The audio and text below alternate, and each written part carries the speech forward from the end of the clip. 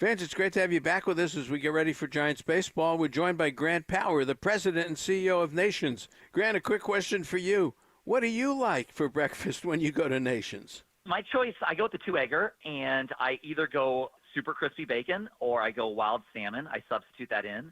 I love both of those meat choices. I'm pretty much 50-50 on both of those. And then I go over medium on my eggs, and I ask for chopped onions on top of those.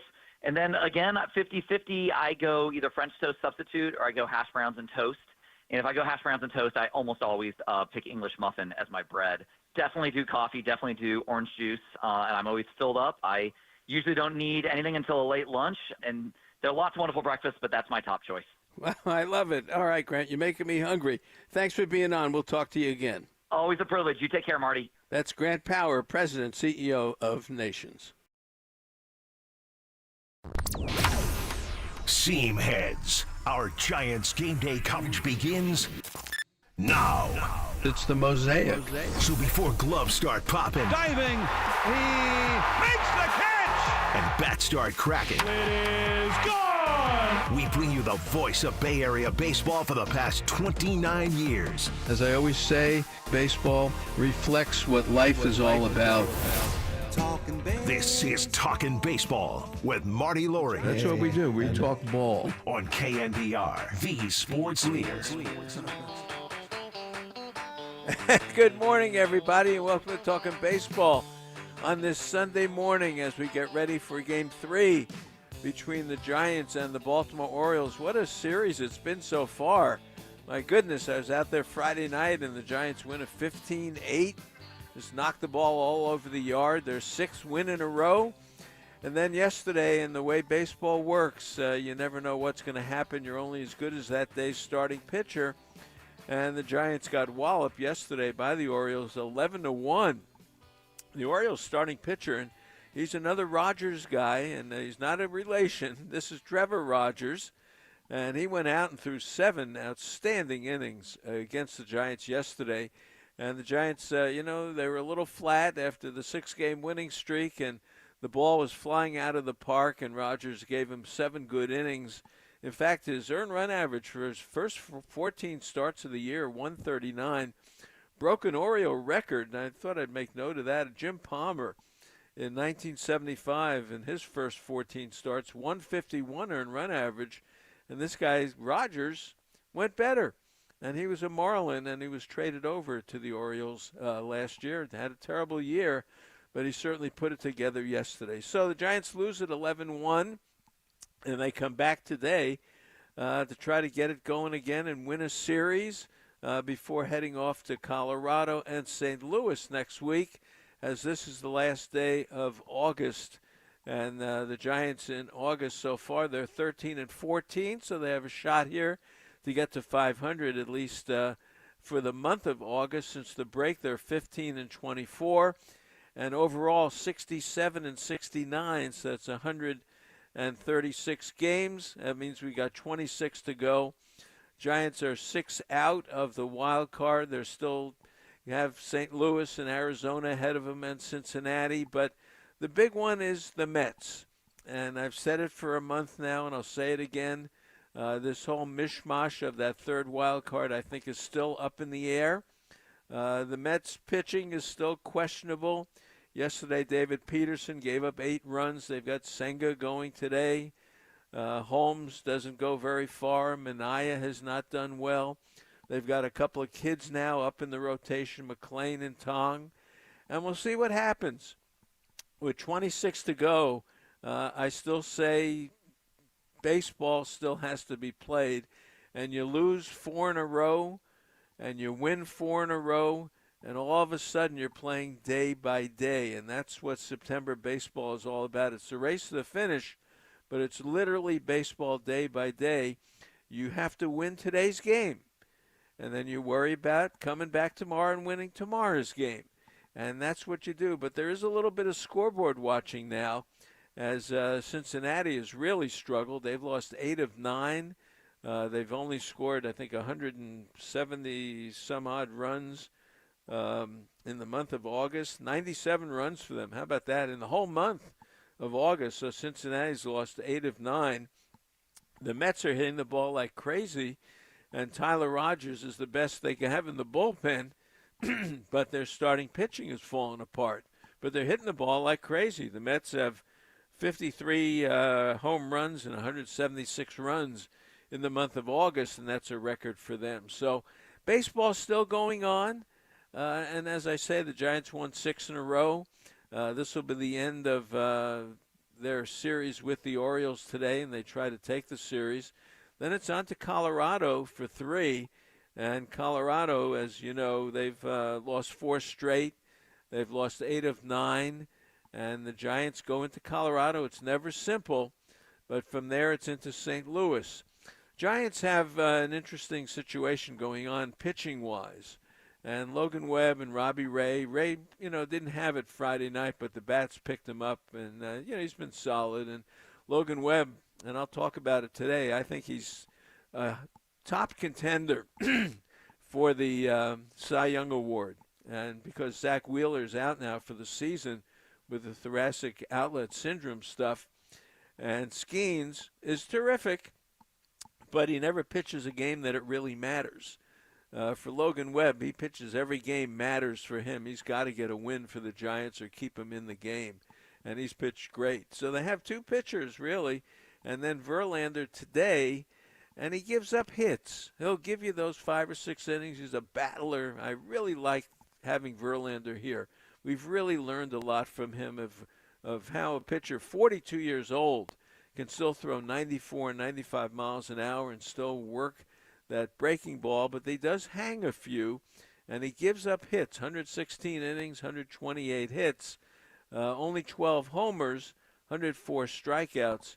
The month of August for Verlander, 27 innings, 29 hits. So I say he gives up hits.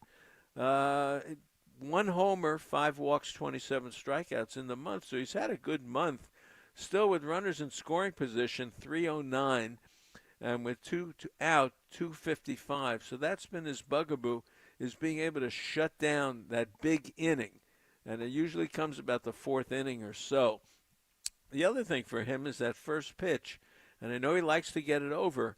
And the league is hitting .411 against that first pitch, 23 for 56. And he's got to throw a really good first pitch because the Orioles will be aggressive today. So my point is, you've got Logan Webb, you've got Robbie Ray. Verlander gives you enough to keep you in the game. And then it becomes an interesting situation with Wisenhunt, who's been okay. He's a touch pitcher, which when I say that, I mean he doesn't throw 98, 99, 97. He's going to throw 93, 94, but he's got the changeup that he's got to get you out on. It takes a while for pitchers like that to make it in the major leagues, so you got to be patient with him and hope that he can give you those 5 innings. But then the 5th spot, Carson Seymour yesterday, gives up home runs like crazy, and he did yesterday as well. Probably not the guy you want to see as a starting pitcher. So my point is this, it's August 31st. It's the last day of the month. The only way you can pick up a player is by waivers or someone who's in the minor leagues and wasn't in the major leagues this year. So, and be eligible for a playoff, which the Giants would like to get into contention and stay in contention for that, even though they're 6 back with 26 to go. Walker Buehler, he got released by the Red Sox. Why not? Why not? Why not look on that waiver wire and see who's been released or who's on waivers, who's a veteran starting pitcher, and you're better off with him for a month than having the kids pitch. The kids can play. Matos is on fire. Matos is not going back. I'm telling you, from what we've seen from Matos, he's made that jump. I don't think he's going back. And Buster Posey's going to have to figure out this outfield for next year with Ramos, Lee, and Matos. Big contenders there. But they have to make a move today. I'd say it's August 31st. You've got to go out there today. It's the last day of the month, the last day to be eligible for the playoffs, and go get a veteran starting pitcher. And Walker Buehler was released by the Red Sox. And, boy, I think he's got enough stuff to be able to come in and pitch for the Giants. So that would be my hope for today. We'll see what happens. For today, the Giants face another 35-year-old pitcher. This is another finesse pitcher, Tomoyuki Sugano. And he is 10-6 on the year with a 4.06 earned run average. The whip is 1.27. Like Verlander, he's had a good August, 28 innings, 24 hits, only 2 homers, 6 walks, 20 strikeouts. He's a guy, though, that does, like Verlander, he will give up hits, 137 innings, 141 hits, but he gives up the long ball. Now, Verlander only 12 homers in 116 innings. Sugano, 23 homers in 137 innings. Lefties, 15 of them, righties, 8, and lefty-righties hitting about 260 against him. Not much of a difference there. First pitch, 24 for 78, so that's over 300 for that. But runners in scoring position, he's tough, 230. Runners in scoring position, 2 out, 213. Giants have never seen him before. Now, this is not 98. This is not Devers swinging through 98 and Damas swinging through the high fastballs. This guy's going to be a finesse guy, and the Giants can hit people like this, but they've got to be patient and take him the other way. Please, take him the other way and control the at-bat for Casey Schmidt and for Lee and for whoever else is in this lineup today. Ramos does a good job of that. Take him the other way. The home runs will come, and I'm sure it's going to be a beautiful day at the park, but you got to go and take him the other way. So that's the matchup today. A 42-year-old Justin Verlander, 35-year-old Tomoyuki Sugano. So that is what we have going on. All right, we have our contest today. Guess the score of the game.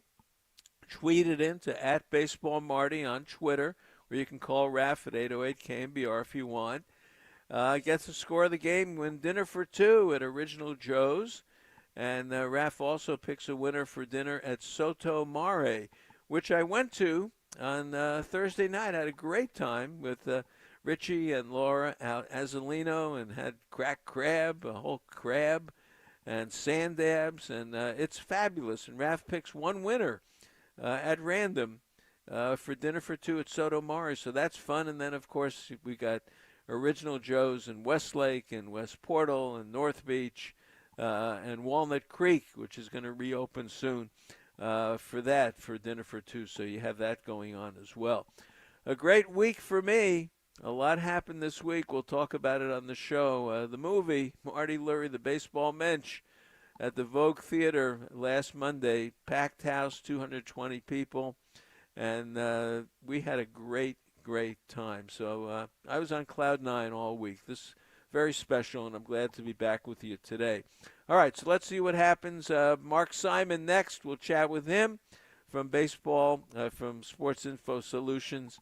And then we've got a good show for you today on this Sunday morning of Labor Day weekend.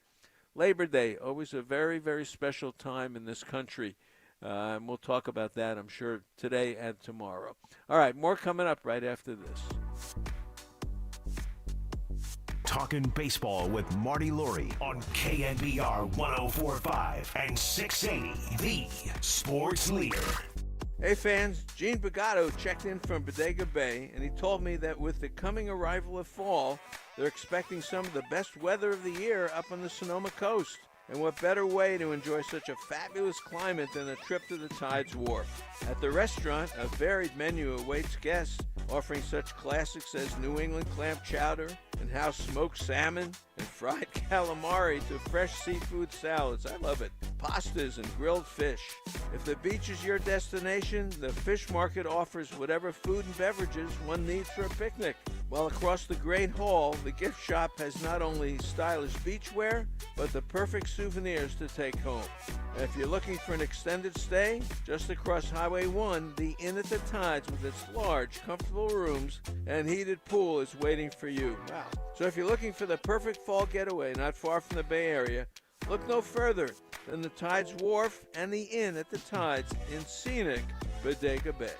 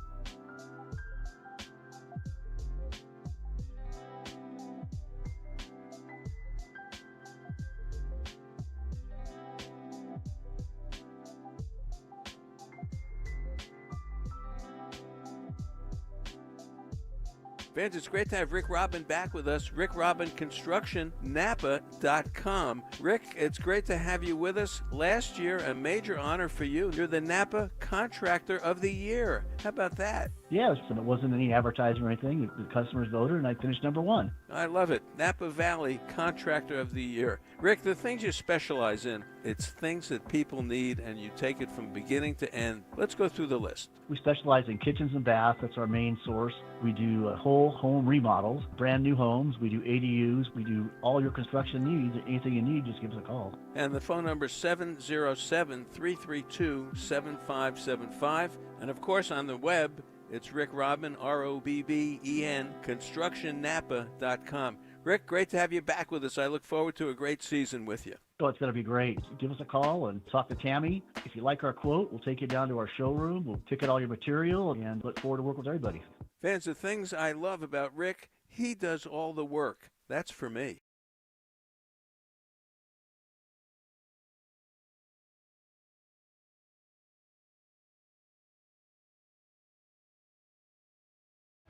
Mark Simon, the information wizard from Sports Info Solutions. Mark, I love you, man.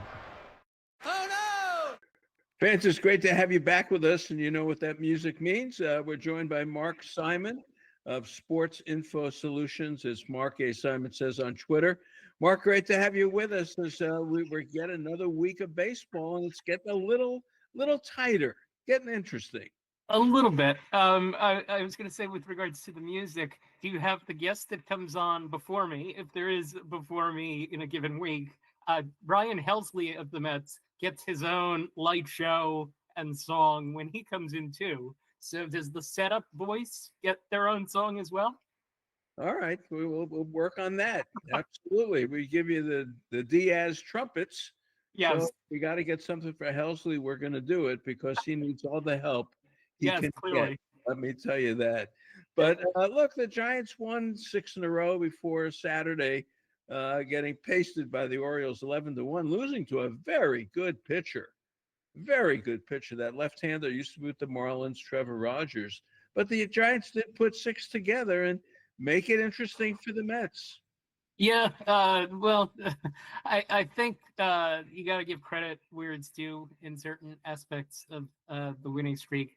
They beat the Brewers. They beat the Cubs. Those are good teams. They found ways to hang on at the end of games. They swept the Cubs, which really surprised me. Devers had some decent moments. Adames had some decent moments. Chapman got a couple of hits with runners in scoring position. They were good enough. And like Luis Matos was hitting, Dom Smith was hitting, a lot of unexpected sources were contributing. So credit where it's due. They did run into Trevor Rogers, who's beating everyone these days and is very difficult to hit for some reason. Yeah, I don't know that any team has necessarily a fear of the Giants at this point, but it's certainly better to be winning than on some of the losing streaks that they've been on recently. Well, and like I say, they're still not at 500. They're still 2 games under 500 at 67 and 69 now with 26 to go. And basically, that's 6 or 7 behind the Mets and the tiebreaker and all that stuff. But this time of year for me, and you and I have talked a number of years already, it's day by day. Just win the game today, and we'll see what happens tomorrow. So, a good winning streak for them. The one thing that did happen is losing Randy Rodriguez, the closer. That's another bad blow for them. I mean, obviously, Duvall is gone, and Eric Miller is probably out for the year. And now Randy Rodriguez, Tommy John surgery, we learned. Yeah, that's terrible. I don't think there's any way to say it other than that, because that costs them the rest of this year, and it's going to cost them next year in all likelihood too. Maybe he comes back in September or something, but healing varies on that. Like he was going to be potentially your closer next year, and now I think you have a vacancy there that you may have to fill in some sort of creative way that they don't really. I don't know that they're really equipped to have a solution for that at the moment, and they've got a few things that they've got to solve in the winter, and essentially that just added one to the list, unless you start to believe in Ryan Walker again, which I don't know that they're necessarily going to do. I know that's the issue, whether Ryan Walker can stand up again and get it done. He did come into this season as the closer, so you're right. It's another question mark for the ball club. But they take on the Orioles today on Sunday.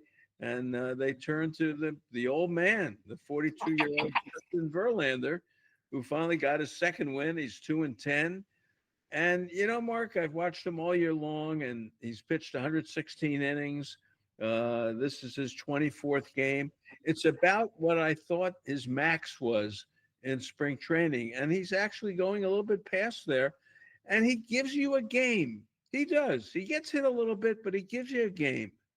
Yeah, he's pitching his way towards a contract for next year. He has said that he would be looking for one. I don't know that it would be a fit for him to come to the Giants, particularly at the price tag that he's at. That money can be put to use in some other ways. But he seems like, I remember Sabathia at the end of his career found other ways to win when he lost the fastball velocity. And Verlander still throws reasonably hard, but he's had to find other ways. One of my colleagues had a note about how the sweeper has become this useful pitch for him, and it's gained trust from him over the course of the season. He's throwing it more July and August than he was earlier in the season, and nobody's getting hits off of it.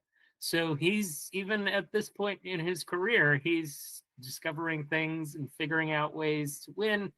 And if you have a team with a good defense behind you, because he's not going to blow guys away, he can be a useful guy, and we'll see how he closes it out this year. He seems to be headed towards closing it out on a decent note. Yeah, and look, I saw him pitch this week, and that fastball cracks. It does. It's 94, 95, 96, and the problem has been all year long hanging a pitch or two, and the hitters letting him have it at that point. But he's not giving up many home runs lately, and I think he turned into a pleasant surprise for the Giants. The one stat, we love our stats, and the one thing for me is that first pitch, still 23 for 56. Ted Williams territory here, around 411. Yep, yeah, it's dangerous. That's the one issue. Other than that, his numbers are pretty decent.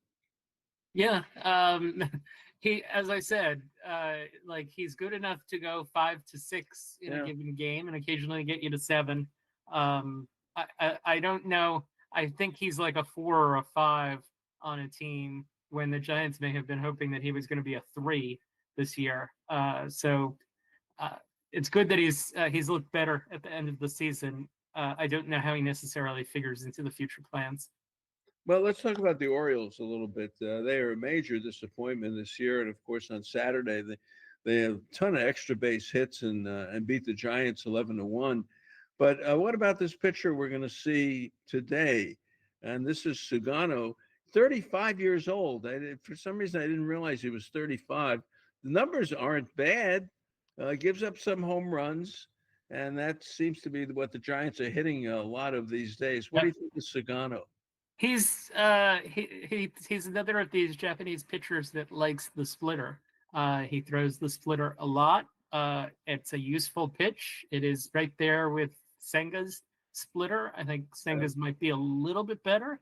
And he's in a matchup where the Giants don't necessarily hit the splitter particularly well from right-handed pitchers. They haven't this season. It's advantageous for him. The time to get him is early. He's a better pitcher later in games. He's someone that, as he kind of gains steam, he goes. He's reliant on control. Gettable. He's got a few pitches that get hit a little bit, but I don't know that the Giants are necessarily in good stead against him today.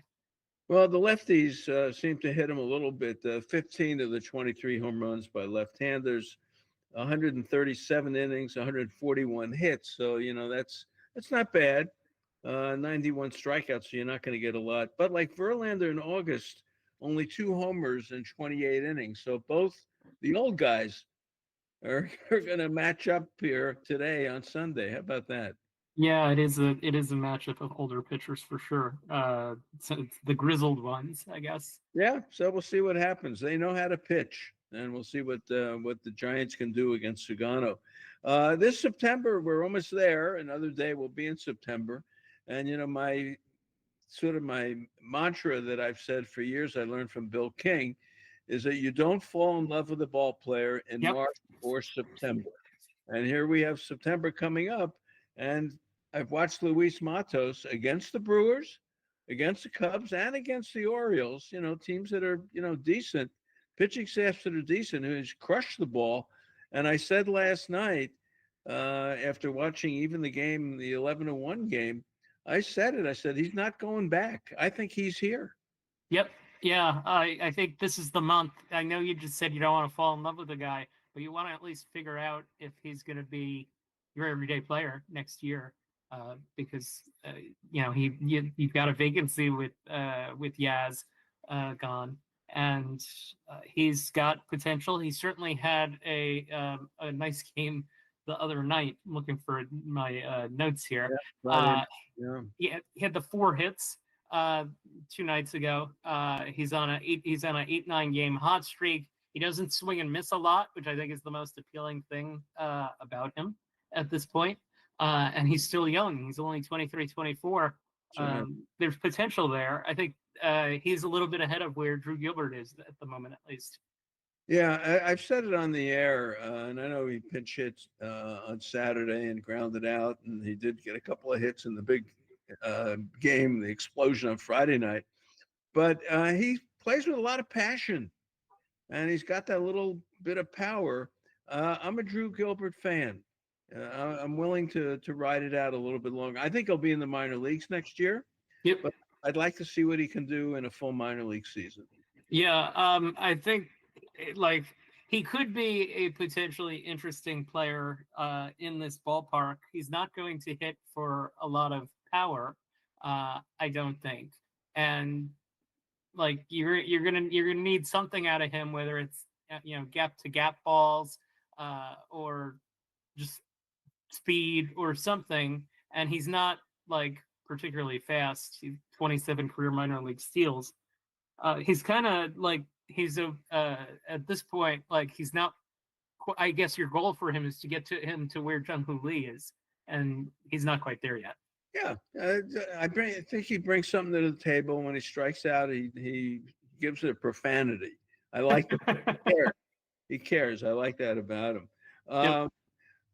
Whisenhunt. Now, look, going down the stretch now, and on Saturday, of course, Seymour pitched, and he didn't do very well. Tang is not around anymore. Whisenhunt's going to have to pitch down the stretch if they are going to make it even more interesting. That spot that he's got, and he didn't pitch badly in his last start. Yeah, he's it's a little tough. I think it's very difficult to win consistently when you're 93 and your number 2 is a changeup. Yeah. I think he's going to have to figure out how he gets it done. It seemed like in a couple of the early starts, might have been the Mets start that I'm thinking of, that the sinker was pretty tough to hit. but it got gradually more easy to hit over the last couple. He needs a third pitch, basically. He's got the slider, but he doesn't throw it quite a lot, and it's gotten in minimal stuff. It's gotten hit a little bit. I think you give him 5-6 starts and you see what he can do over 25, 30 innings. And I know you're talking about catching, a wild card. Yeah. I don't know that he's necessarily the one who's going to guide you there at this moment, but you need to see what he's going to be to know what you're going to be next year. Yeah, he's a touch pitcher too, and that takes yeah, that's a good way to describe it. Be that, and I can understand that. Joseph Butto, who came over from the Mets, and I remember Carlos Mendoza saying, we don't like him against left-handed hitters and all this stuff. I think he's done a very good job for the Giants. In fact, he's almost done as well as Tyler Rogers did. It's different, but he's not getting hit. Yeah, he's 4-1 strikeout to walk so far in a dozen appearances. He has looked pretty good. I guess the question is, do you trust him with the 8th inning consistently? Maybe, maybe not. I think he's more a 6th, 7th inning guy, and that there's probably got to be someone out there that can pitch the 8th. But it does seem like it at least got someone that's going to be a useful piece next year in some sort of form. Yeah, I like him. Of course, the Giants are chasing the Mets, and yesterday the Mets lose to the Marlins, and they were down 8-2 and came back 8-8, and then Tyler Rogers gave up the 9th run. But they do have a couple of young pitchers. This McLean that you told us about last week continues to just dominate, and then there's a new guy up, Tom. Yeah, so Jonah Tong is if you watch the delivery and you watch like the follow through, you would say, oh, that's Lincecum's follow through. True. Agreed. Dave Fleming was like, he's no Lincecum. And I you watch him, he throws 95 against the Marlins at least, and the Marlins are a good kind of foul the ball off, fight you in and at that team. He had trouble kind of beating them with his fastball. He throws 95. He can get it to 96, 97. His second pitch is actually a changeup, and that pitch is one that wins for him in a big way. He's someone that might need another pitch. I think McLean is a little bit more developed than Tong is, but Tong did look pretty good in that first start, and he's going to get another. And they're going to go with these two young pitchers, it looks like, down the stretch of the season. Things are somewhat set, I think, in the playoff. With a month to go, Leonard Koppett, the great baseball writer, Hall of Fame baseball writer, told me with the wild cards, all you want to do is be playing 500 in September, going into September. So without the wild card, you had to be at 500 in August. But with the wild card, if you're playing 500 going into September, and you have one of those 18 and 7 months of September, you can really do damage. So I still say that third wild card spot is still up for grabs. I firmly believe it. I really do.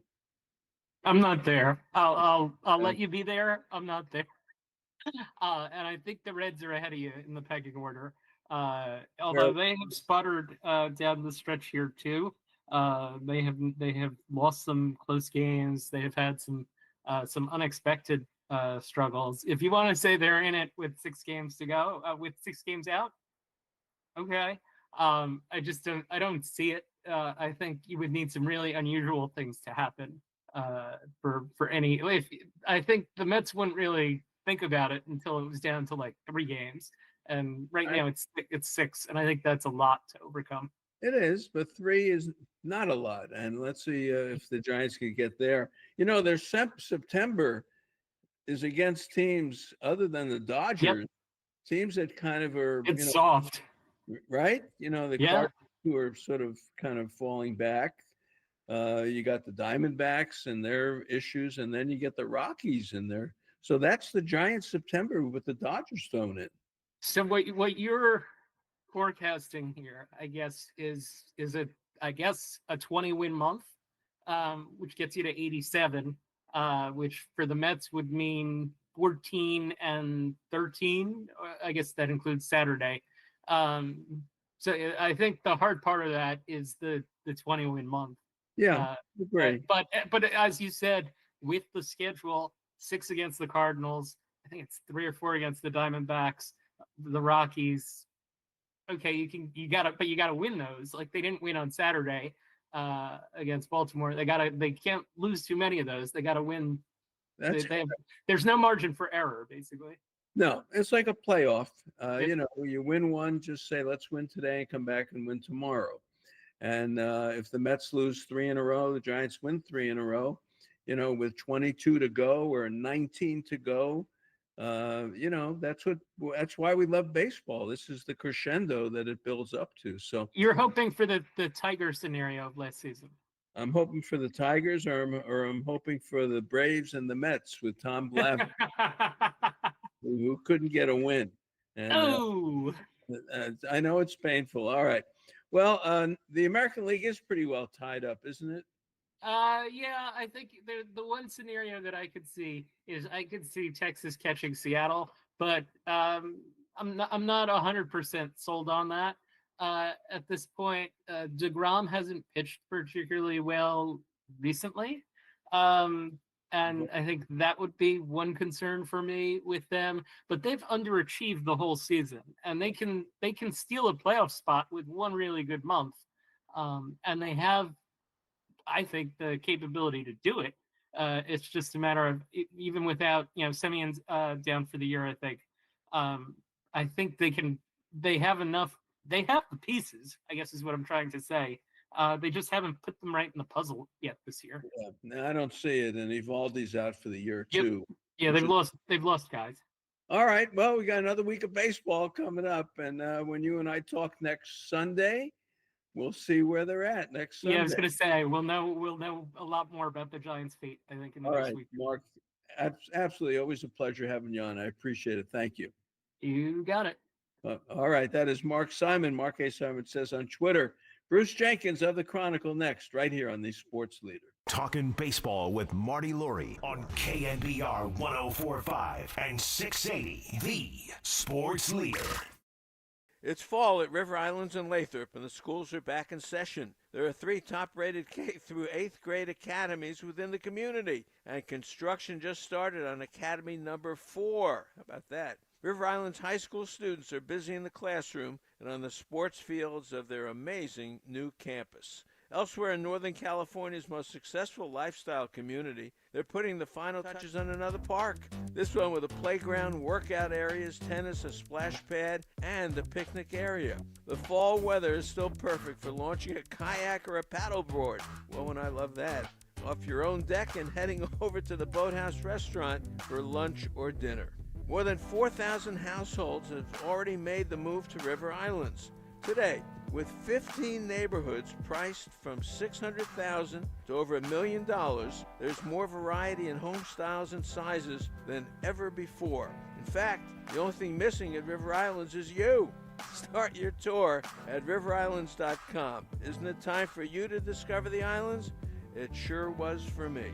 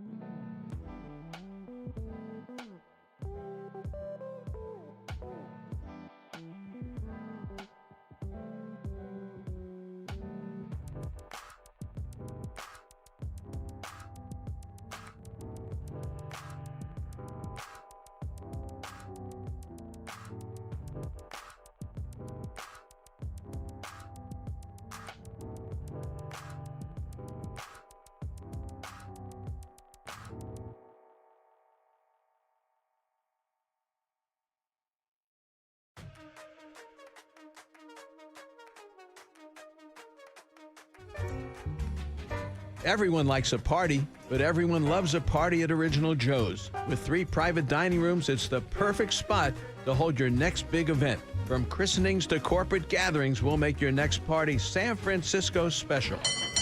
Original Joe's, see you at the counter.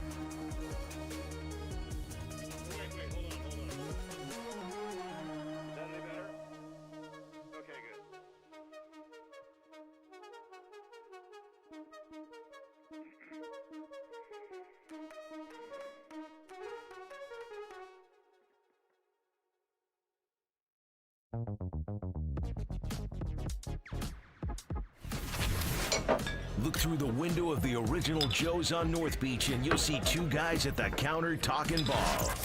Time for you to listen in to their conversation. Marty Lurie and the SF Chronicles' Bruce Jenkins are looking through the window of baseball. Sponsored by Original Joe's of North Beach and Westlake on KNBR 104.5 and 680, the sports leader. All right, great to have you back with us on this Sunday morning. Bruce Jenkins, good morning. How are you today? Doing well. How about you? Very good, very good. It's been quite a week, and I appreciate you being there with Martha Monday for the Marty Lurie Baseball Match movie at the Vogue Theater. Bruce, it was wonderful. Oh, what a great night that was. You were so great throughout. Everybody's coming up to you, and you're very gracious. And I tell you, people should look this up, a baseball match, if you don't know about Marty. There's so much more to his story than just being a really special guy to convey the beauty of baseball and talk to people. And it's just a lot of fun. It's very well put together, very entertaining. Yeah, Randy Field and Michael Pickman and Charlie Pearson did a great job of putting the movie together. So we're going to try to do it again, maybe the end of the month, so more of the public can see it. But, Bruce, this Thursday, Bob Costas, who was the narrator of the film, is going to be on with Brian Kenny on Brian Kenny's show, and they are going to feature the movie during Bob Costas' segment. How about that? Well, it's just terrific that you got Costas to narrate it because he gets it. He understands what the soul of this piece in your career. That's a big deal. But yeah, I'll look forward to seeing that Thursday. Yeah, Thursday we'll be on the MLB Network with Brian Kenny and Bob Costas, so that's a big deal. But I just wanted to thank everybody for being part of it, and you, and for Randy and Charlie and Michael for doing a great job, and for everyone coming to the theater on Monday. So you wrote a fabulous column, I thought, yesterday about the Giants and about this, here we are, it's September. And Leonard Kopp had always told me, just play 500 going into September and you got a shot. Yeah. And I thought you took a real hard look at the Giants team, and I'd love to talk about that this morning. That was really good.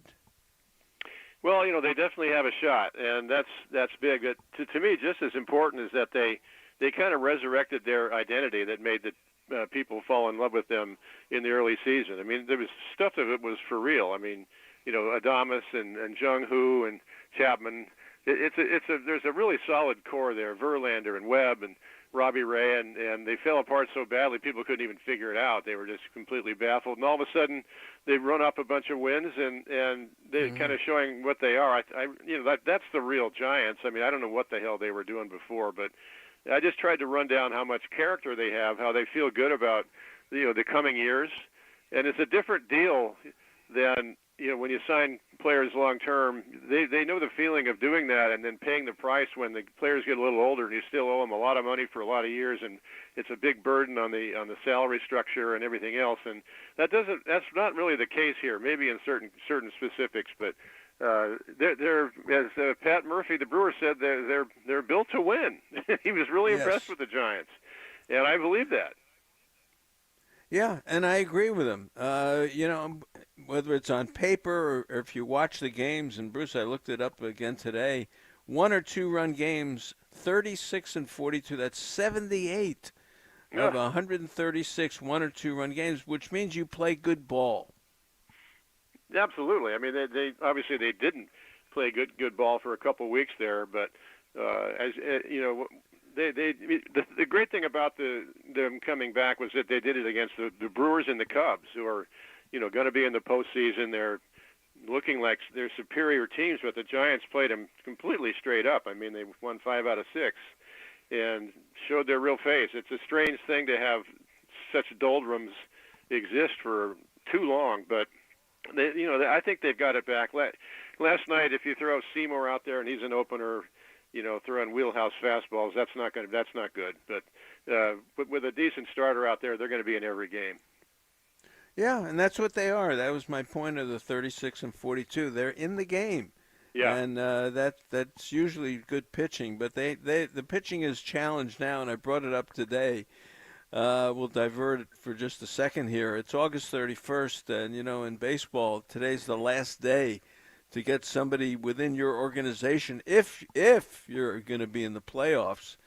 And they really need a couple of pitchers. And this Walker Buehler was released by the Red Sox. I said to myself, who would I rather see start games in September, Carson Seymour or Walker Buehler? And, heck, why don't they go out and get Walker Buehler and put him in there for a month?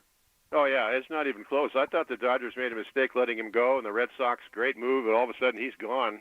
That can be a tough place to pitch if you're not completely on, but Buehler's got a lot of character. He really stepped up in the playoffs last year in a huge way, right to the finish. Yeah. You know, he was bringing himself back from major surgery in the postseason, and every appearance seemed a little bit better. I'd be way into that, yeah, for sure. Yeah, absolutely, and this is it. If there are other veteran pitchers on the waiver wire that we don't know about, I think you go out and get 2 of them. And make a run at this thing. And I'll say it again, you know, you're 6 back with 26 to go. If the Mets lose 3 in a row and their pitching is not good, other than the 2 kids they got, they lose 3 in a row and the Giants sweep Colorado, and all of a sudden you're 3 back with, you know, 20 to go, and it's doable. So I don't give up. So I like it. All right, you did talk a lot about Matos and the outfield, and Bruce, Matos may not be going back. Well, I hope not. He should never be going back, really. I mean, he's found his stroke. He's found, you know, confidence and some patience at the plate. He's laying off the bad pitches. He's been pretty relentless of late. There's a lot of games that he's stringing together a tremendous streak to try to, you know, say he wants to be a starting outfielder. I'm all for it. I mean, I don't know what they do with Ramos. He's certainly one of the best hitters on the team, but he hurts him in the outfield. And Matos sometimes look a little shady, but there are other times where he looks like a glider out there. He's a pretty good outfielder, and I would love to see him win a starting job because he can hit, you know, and he's been up and down. He's seen the bottom of the barrel in terms of the team losing confidence in him, but now he's here and he's shown a lot of perseverance, which is a good bit of character. Yeah, and what he shows on a big league field as a hitter. Come on, nobody comes up, you know, and does stuff like this. This is, you know, this is stuff that, you know, you look back at baseball history, you know, the guys who show up in September and have these big Septembers, but he's done it before, and he's doing it again. And so I think he's here. I don't think he's going. I don't think you can send him back. What for? It'd be like Brandon Belt. When Brandon Belt came up, he hit 350 in AAA, remember? And they said, well, he's hitting so much in the big league, let's send him back. Why? There's no reason to send him back. Either he's going to play in the big leagues or not, and that's where I see Matos right now. Yeah. You had some nice things to say about Jung-Ho Lee, I thought was relevant. I think he's a star, Marty. I really do. He's been a star his whole life. He comes to San Francisco. All of a sudden he's playing center field in the big leagues. He's seeing the kind of pitching you have nightmares about if you just come up from the minors. You're seeing guys with 5 different pitches going 5 different directions, and I think he got a little over anxious. He had a little bit of power displays, which probably wasn't the best thing for him. I think if he just settles down with his swing, looks at the whole field, drops a bunt, goes the other way, he's a great kid. Everybody loves him. They say he's always the same. He doesn't sit there and mope because he knows he's a star. I think he's your center fielder and leadoff guy. I really do. I think he's only going to get better as his career progresses. Yeah, I agree. And you know something, the attendance all year has been very good. And my dear friend Russ Stanley and Carolyn, they're thrilled about it. But part of it is Jung-Hoo Lee. The fans like him. And the place comes alive when he comes up and does stuff. Yeah, they had a game the other night. I'm thinking, what's the lowest attendance they've had? It was like 30,000 was the bottom of it. I mean, that's still a hell of a crowd. But, yeah, he is a big part of it. I mean, you know, my wife wants to wear one of those crazy headgear things because she's whenever he does what something, are they anyway? I hear her in the kitchen going, Jung-Hoo! I mean, it's just crazy. People love the guy. People like it, and he's sort of a little flashy, and, you know. Yeah. I don't know, everything he does, and he had the walk-off the other day. And a corollary to that is Adames. That's right. I was going to say, he's a big part of that. Yeah. No, go ahead. He started off slowly, but look at him now. Come on. Oh, my gosh. Well, this is the real guy, believe me. I've followed him since Tampa Bay. Not only his power, his shortstop, he's got presence, and he's an unbelievable team guy. I mean, everything you see him, you know, dapping up all the other guys, high fives, huge smiles and hugs, and lifting guys up in the air. That's completely for real, and that there's a longevity in that kind of attitude. And he really was struggling for a while. He kind of epitomized the Giants, you know, hitting rock bottom there. But what he's seeing right now, I mean, he's not going to be homering every game, but that's definitely him. I mean, as I pointed out, he hit 13 3-run homers last year. That's not even real. This guy is a big-time player. So there's another guy, another position where you not only have it sewn up, but the fans are way into him. And so it's like, you know, it's like the vintage years we had, well, recently, but, you know, where fans fall in love with Crawford or Belt or Lincecum. You know, that's a big part of winning. It's not just the record, but guys that fans really embrace, and they got the headgear and you know, the chants and all that. That's all a big part of it.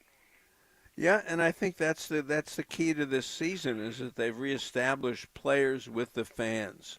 Yeah. Adames and Lee have been two, and I'll say Devers. Bruce, yeah, to definitely. Watch him the other night. Oh my gosh! I was sitting with FP, and FP said he's going to hit 3 homers tonight after the first one, and he almost did. And that was the yeah. Come on, that was him. He looked like a guy who could never get out again, and he's had those streaks in his life. Yeah, yeah, it was good. So there's a lot to be excited about. One other thing I wanted to argue a little bit today on the air. I think Logan Webb should have a shot at this Cy Young. I know people want to give it to Paul Skeens, and he's got the lowest earned run average in the history of the world and all that kind of stuff. But the guy's never pitched a game that matters. Logan Webb pitches a game that matters every time he goes out there, and he's got numbers comparable to people who have won the Cy Young. I think Logan Webb should be up there.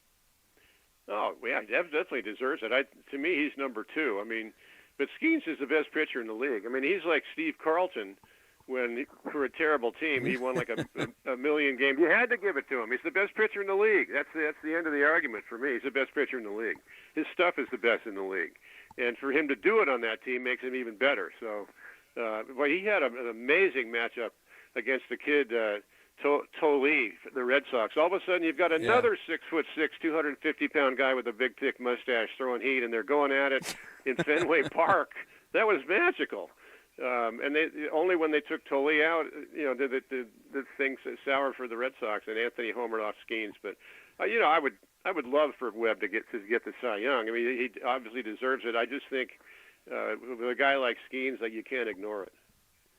Well, he's going to win 9 games. Steve Carlton won 27 out of 54 that the Phillies won. So it was a little different, but all right. Well, it's a good week of Giants baseball. The Orioles are in town. See if they can do something today with the veterans on the hill today with Verlander and Sugano. This is like the old days where they'd have the veteran pitch once a week. Ted Lyons, the old Hall of Famer, they'd say, all right, it's Sunday, you pitch. I have that feeling today. Come on, you add up their ages. They're 77.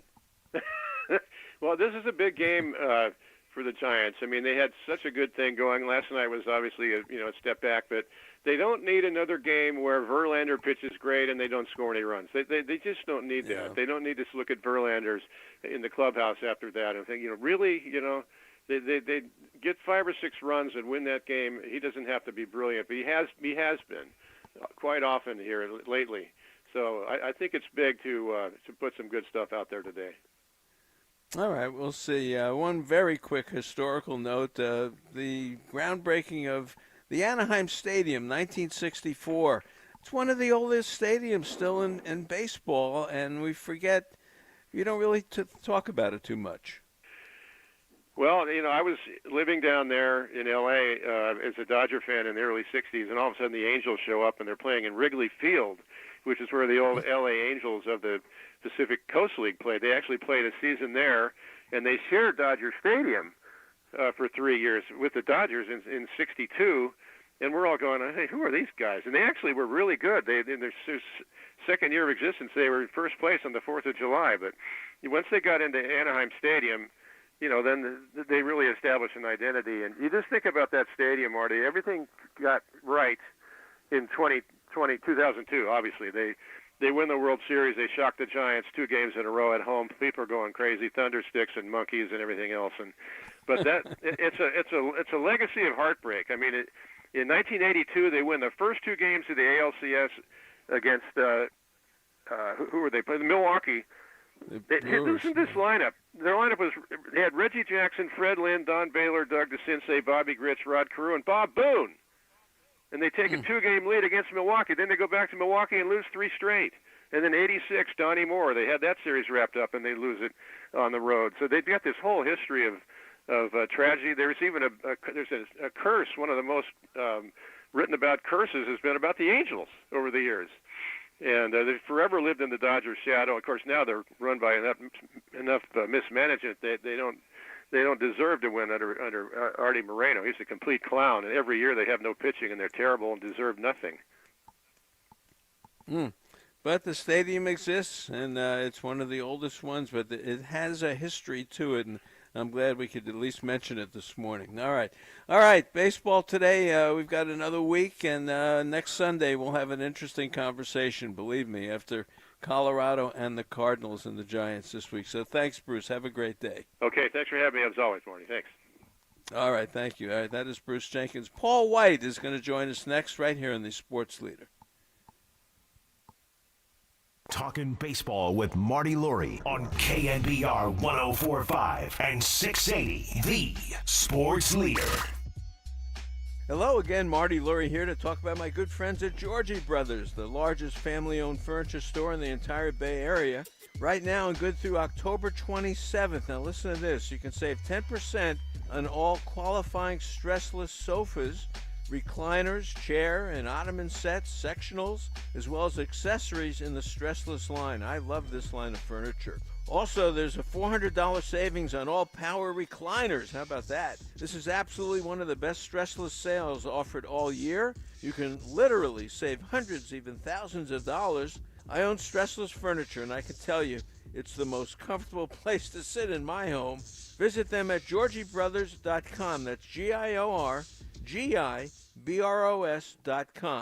Or even better, stop by their 50,000 square foot showroom in South San Francisco.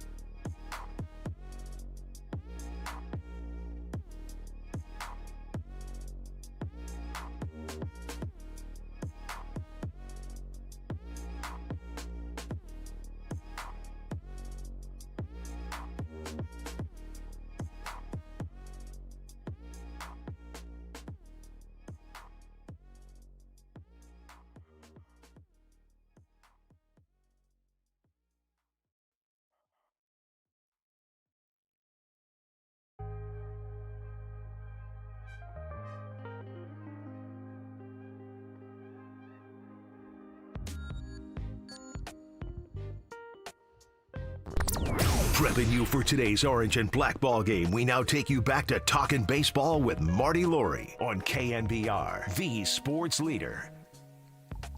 All right, great to be with you on this Sunday morning. We go back east to bring in Paul White. And for folks who know Paul, he's been with us for many, many years, and usually on the holidays as we look at our markers of a baseball season. But he's a veteran baseball writer in the on the East Coast, and I'd love to get his perspective. So, Paul, good morning to you. It's afternoon, but good morning to us. How are you? Doing great, Marty. Great holiday weekend. Yeah, and I'm very happy to have you on because, we have this wild card possibility here. You've got the Cardinals, you've got the Reds, you've got the Diamondbacks and the Giants all together, and then you look at the Giants on the field, and why not? But the key is the Mets, and that's the key. So I want to get a good Mets report from you today. Yeah, they're vulnerable. They certainly are. I mean, the cushion they have, it's shrunk a little bit. You're going to need a lot of help from them, and I'm a little concerned about their pitching. The pitching depth has taken a hit. The starting pitching has been a surprise all year and really carried them through. I think Peterson getting knocked around yesterday, a guy who's given them a lot of innings. The Marlins just beat them up yesterday. I think that's a significant factor. They've been scrambling with their bullpen. I mean, Diaz has been good, gave up some runs yesterday in a non-save situation, but leading up to that, that's been a real big factor for them, trying to get from their starters to bridge to the back end of the bullpen. They're vulnerable, but I don't know. I'm sitting here watching right now the Reds and the Cardinals. It's as sloppy a game as I've seen in weeks. I don't know if there's anybody capable of making up the gap unless the Mets just totally collapse.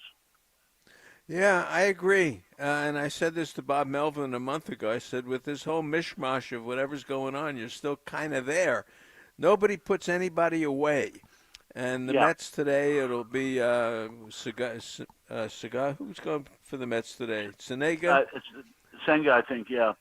Senga today. He's another one.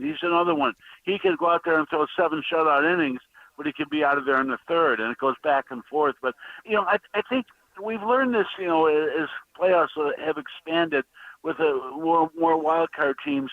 There's a reason these teams are in wild card races and not fighting for division leads. They're inconsistent. I mean, look at the Giants this weekend. Which team is it? And that's the same thing that's going on. Cincinnati is struggling. Ellie De La Cruz has suddenly become an error machine. They've got him DHing today. It's nobody can put together that streak, and that's why they're in those kind of positions. Yeah, Cincinnati has lost 8 of 9. In the month of August, they've only scored the whole month 97 runs. That's 29th in baseball. So you're right. Everyone is kicking it around. That's why I say if the Giants, they beat some good teams in Milwaukee and the Cubs, and they did win on Friday night. So let's see what September holds for them. But I haven't given up hope yet on this thing. Alcantara today for the Marlins, by the way, against Senga for the Mets. And Alcantara can be lights out, yeah. Well, he has been. He'll give you those 6 or 7 innings if he's got it together. Big star for the. But the Marlins score. They hit. They got this Maurice. They got this new kid, and the catcher gave the Giants trouble when they saw him too. So we'll see what happens there today. The Phillies lost Wheeler. Are the Phillies as strong as I think they are? I'm looking for a favorite in the National League. Are the Phillies the favorite? They were clearly my favorite, at least until the Wheeler injury. I think this brings them back to the pack a little bit. I mean, Milwaukee, nobody wants to believe in Milwaukee, but we better. They're good. But I don't, again, their pitching, with Woodruff back, it's better, but I don't know if their pitching will hold up in a long playoff run. But you can say the same thing about the Phillies now with Wheeler out. I mean, that's their ace. That's their number one guy. I mean, Suarez and Sanchez are pretty solid. Aaron Nola is not the same as he used to be. He's a back end of the rotation guy at this point in his career, but they've got an awful lot of offense. They've got some big time offense, guys who play in big situations. Harper and Schwarber. I still think they're the favorite, and it's kind of interesting. I've watched a couple Dodger telecasts lately. They are very concerned about the way the Dodgers are playing. They're sloppy. Yep. They're lackluster. And, and the Phillies are the opposite.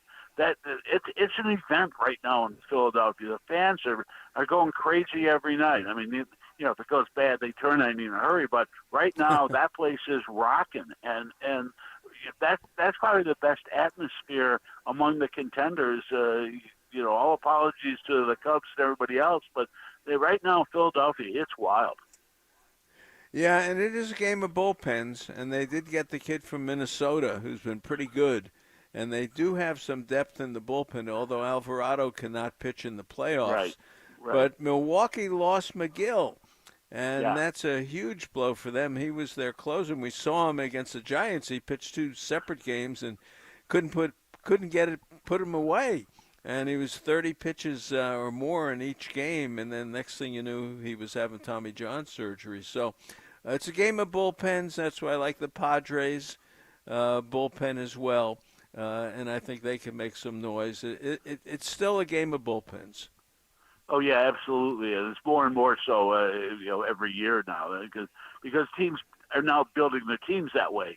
So for a while there was that transition period where teams suddenly realized, we need a lot of relievers. Well, everybody's built that way. All the contenders are, and even Milwaukee with McGill out, a couple of guys, Abner Uribe and Ashby, have pitched pretty well filling in. They gave Uribe a couple save opportunities this weekend. He looked really good, but who knows? Young guy, will he hold up? He'll probably hold up down the stretch because they've got a big lead, but will he hold up in the playoff pressure? Yeah, it's going to be a game of bullpens. That's going to be the story. Ken Rosenthal had an interesting column this week about MVPs, and there's a trend here to want to change, not Judge, but we want it to be Raleigh. Not Ohtani, we want it to be Schwarber. And he's afraid people are going to vote just to not vote for the traditional guys, and so we can have somebody new. How do you feel about that? I agree with him. I was looking at it this week, and, Cal Raleigh's the best story in baseball this year.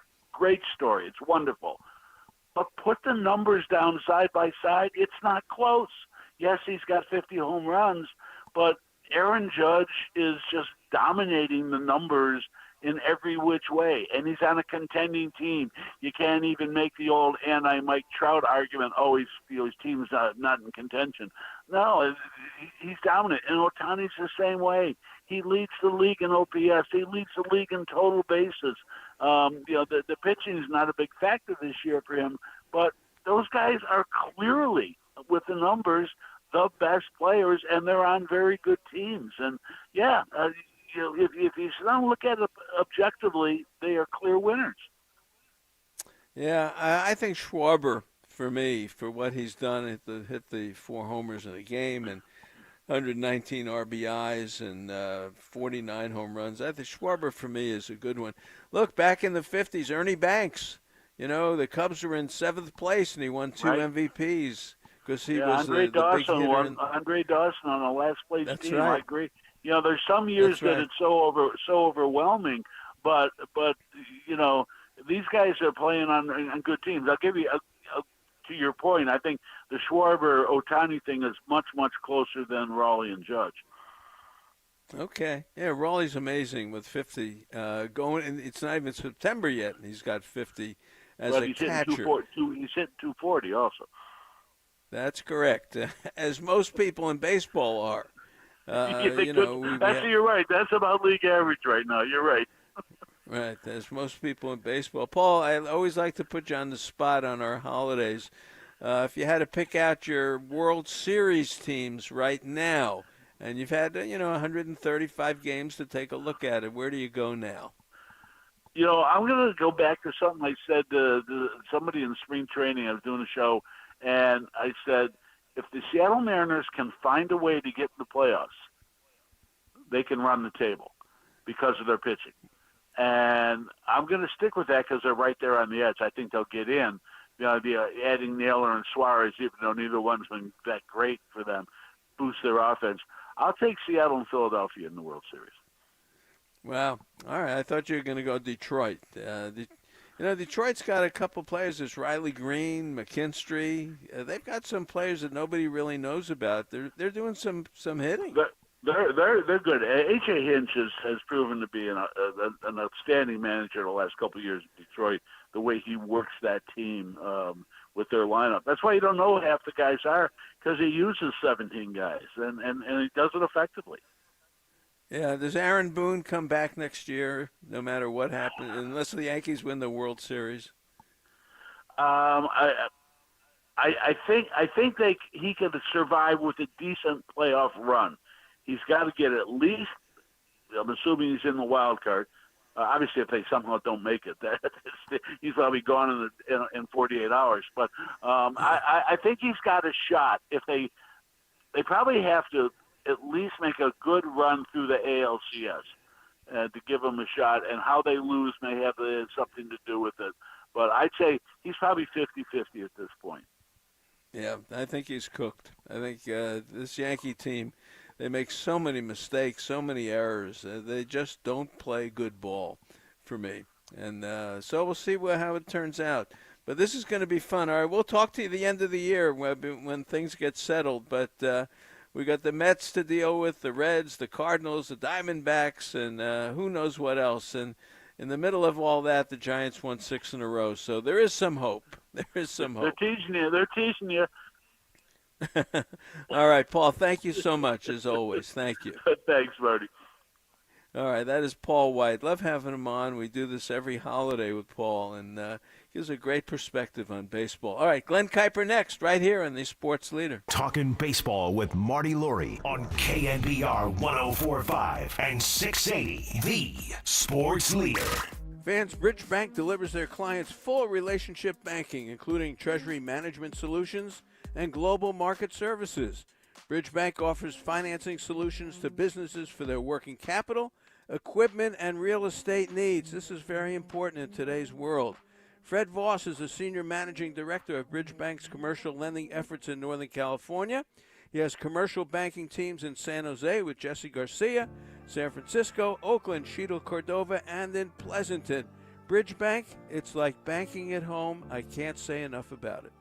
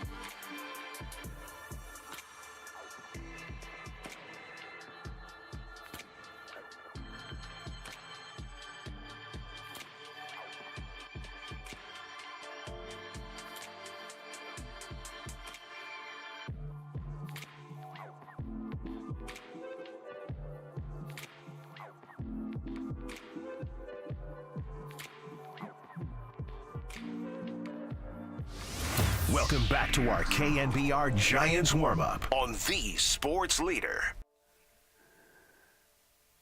All right, baseball today. It's Game 3 between the Giants and the Orioles. It's a pleasure to bring in Kerry Crowley with our Giants warm-up and Glenn Kuiper as well. And Kerry, good morning. How are you today on this Sunday? Oh, doing well, Marty. Always looking forward to our conversation with you and Glenn. Should be a fun one this morning, even if Christian Koss made his third appearance of the month yesterday. Not something you want to see. Not only that, but Christian Koss is playing second today. So you pitch an inning, you get to start the next day. How about that? It's not the best formula for success. No, and they even have my guy Gilbert in center field today. Glenn, good morning to you. How are you? I'm doing great, Marty. I feel like I'm talking to maybe a Brad Pitt, somebody like that, a big movie star. I appreciate you giving me a little time, Marty. Marty is a star now, and it's well-deserved. Well, I appreciate you saying that, and you were a big part of the movie, and you did explain your story and things that happened in your life, and I thought you did a beautiful job of doing that, and it was well-received, and Kerry is in the movie as well, and it is going to be featured this week on Brian Kenny's show on MLB Network on Thursday with Bob Costas, who was the narrator. So I appreciate you saying that, Glenn. But let me ask you, I appreciate it. Now, look, I've worked hard in my life, and it's not just my story, but the story of a lot of other people, too. And I'll say it again, Randy Field and Charlie Pearson and Michael Pickman did a fabulous, fabulous job. And thank Jack Baer for the Vogue Theater. And Raph was there. Come on, the whole world was there. It was great. It was great. It was great. All right, now, my guy's in there today. Gilbert's in center field today. What happened to Jung-Ho Lee today? Yeah, I don't know. I mean, I saw where, and again, it may have been the score or whatever, but I know Gilbert came in the game late yesterday for Jung-Ho Lee. I don't, I thought the same thing when I saw the lineup. Is he dinged up at all or anything like that? But I have not heard anything. I don't know if you guys have heard anything. Could just be a day off. I do know Bob is, trying to get these guys, periodically a day off with Casey Schmidt today, and Ramos sat a couple days ago, so that's not a terrible idea. But Gilbert's, his swings are a lot better. You come in and he struggled early, but now all of a sudden the swings are better. I was starting to be impressed with him a little bit, and he does play with that fire that we're all sort of looking for, right? So a guy that we all should keep a close eye on to see if there's a spot for him next year, because I've said it for 2 months now, guys, and I know you're probably tired of me hearing it, but there needs to be a little bit of an overhaul in this Giants outfield. They got to get better defensively. They got to get more speed out there, and we'll see if Gilbert's part of that. But he is a fun guy to watch because he does play with that fire that we're looking for. Yeah, I tell him when he strikes out, he does the F-bomb. I like it. This is, he cares. He cares. Yep. This is good. This is good. Kerry Matos, I said today on the show, I don't think he's going back. It's like Brandon Belt when he first came up. There's no reason to send him back to AAA. The guy hit 380 in AAA. Matos shows me enough in the big leagues to stay here. Either he's staying here playing or he's going somewhere else. But I don't think he's going back to Sacramento. Yeah, and I think the most important part of all of this, Marty, is that Luis Matos is just 23 years old. And we forget because he's been on the radar since the Giants signed him in, 2017, 2018, out of Venezuela. He's been a top prospect in the organization for so long, made his major league debut 2 years ago at the age of 21. So you can look at the early failures that he had, the early swing and miss, the early mistakes in the outfield, and you can write him off, but I think that would be foolish to do so. Folks wrote Elliot Ramos off, and he came back last year and had the All-Star campaign. I don't know that I'm a long-term believer in Matos as an everyday major league outfielder, specifically in a corner, because I don't think that he can handle center field on a regular basis, but I do think there's a spot for him, and I think that seeing him consistently against left-handed pitching is important, and I'm glad that the Giants are giving him the opportunity to play against righties down the stretch, to spend these final 4 weeks of the regular season playing against right-handed pitchers so that they can find out more about what they'll need to do this offseason. I think that Matos is going to be a part of the 2026 plans, and quite honestly, just a few weeks ago, I didn't think that was be the case, and that is a testament to what Matos has done in just a very short span here. Yeah, Kerry, did the 6-game winning streak do anything for you? Not at all. Did it do anything for you? Come on. Yes. It validated what I've been saying all along, is that this thing is not over yet. It's been over for 2 months, Marty. The Giants traded guys away at the deadline. I hate to be the bearer of bad news. You know what it did for me, though? It told me that they're probably going to get to 2.8, 2.9 million in terms of attendance this year, and that's a figure that might not matter to a whole lot of people, but I'll tell you, it will matter in terms of the bottom line, in terms of the payroll for next season. They're selling out Friday night, Saturday, 40,000 plus in the ballpark, beautiful days at Oracle Park, and the more people who come to the ballpark, the more they are going to spend on next year's roster, the more that they're going to feel as if they have the connection back with the fan base that was really lost over the last 5 or 6 years. And so I do think that if you've got a bunch of names in the lineup who people are excited to see, and that's the case even with all the losing, you start to win a little bit more at home, which the Giants did this week.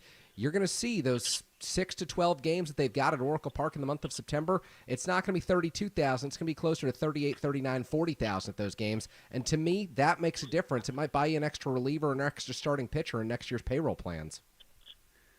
Well, am I alone on the island here, Glenn, thinking that, Contra today, they've got the Reds next week, the Mets.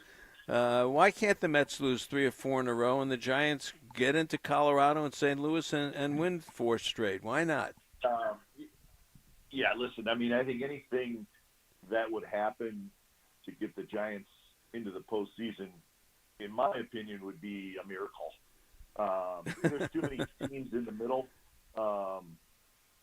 You have to not only worry about the Mets losing, but, the Diamondbacks have won 4 in a row, so they're now ahead of you. So I think we're in the miracle status this season if the Giants were to do it. But that doesn't mean that what happens in the next 4 months isn't important. I think Kerry brought up a great point about the crowds, and the crowds have been phenomenal this year. I've said it many times.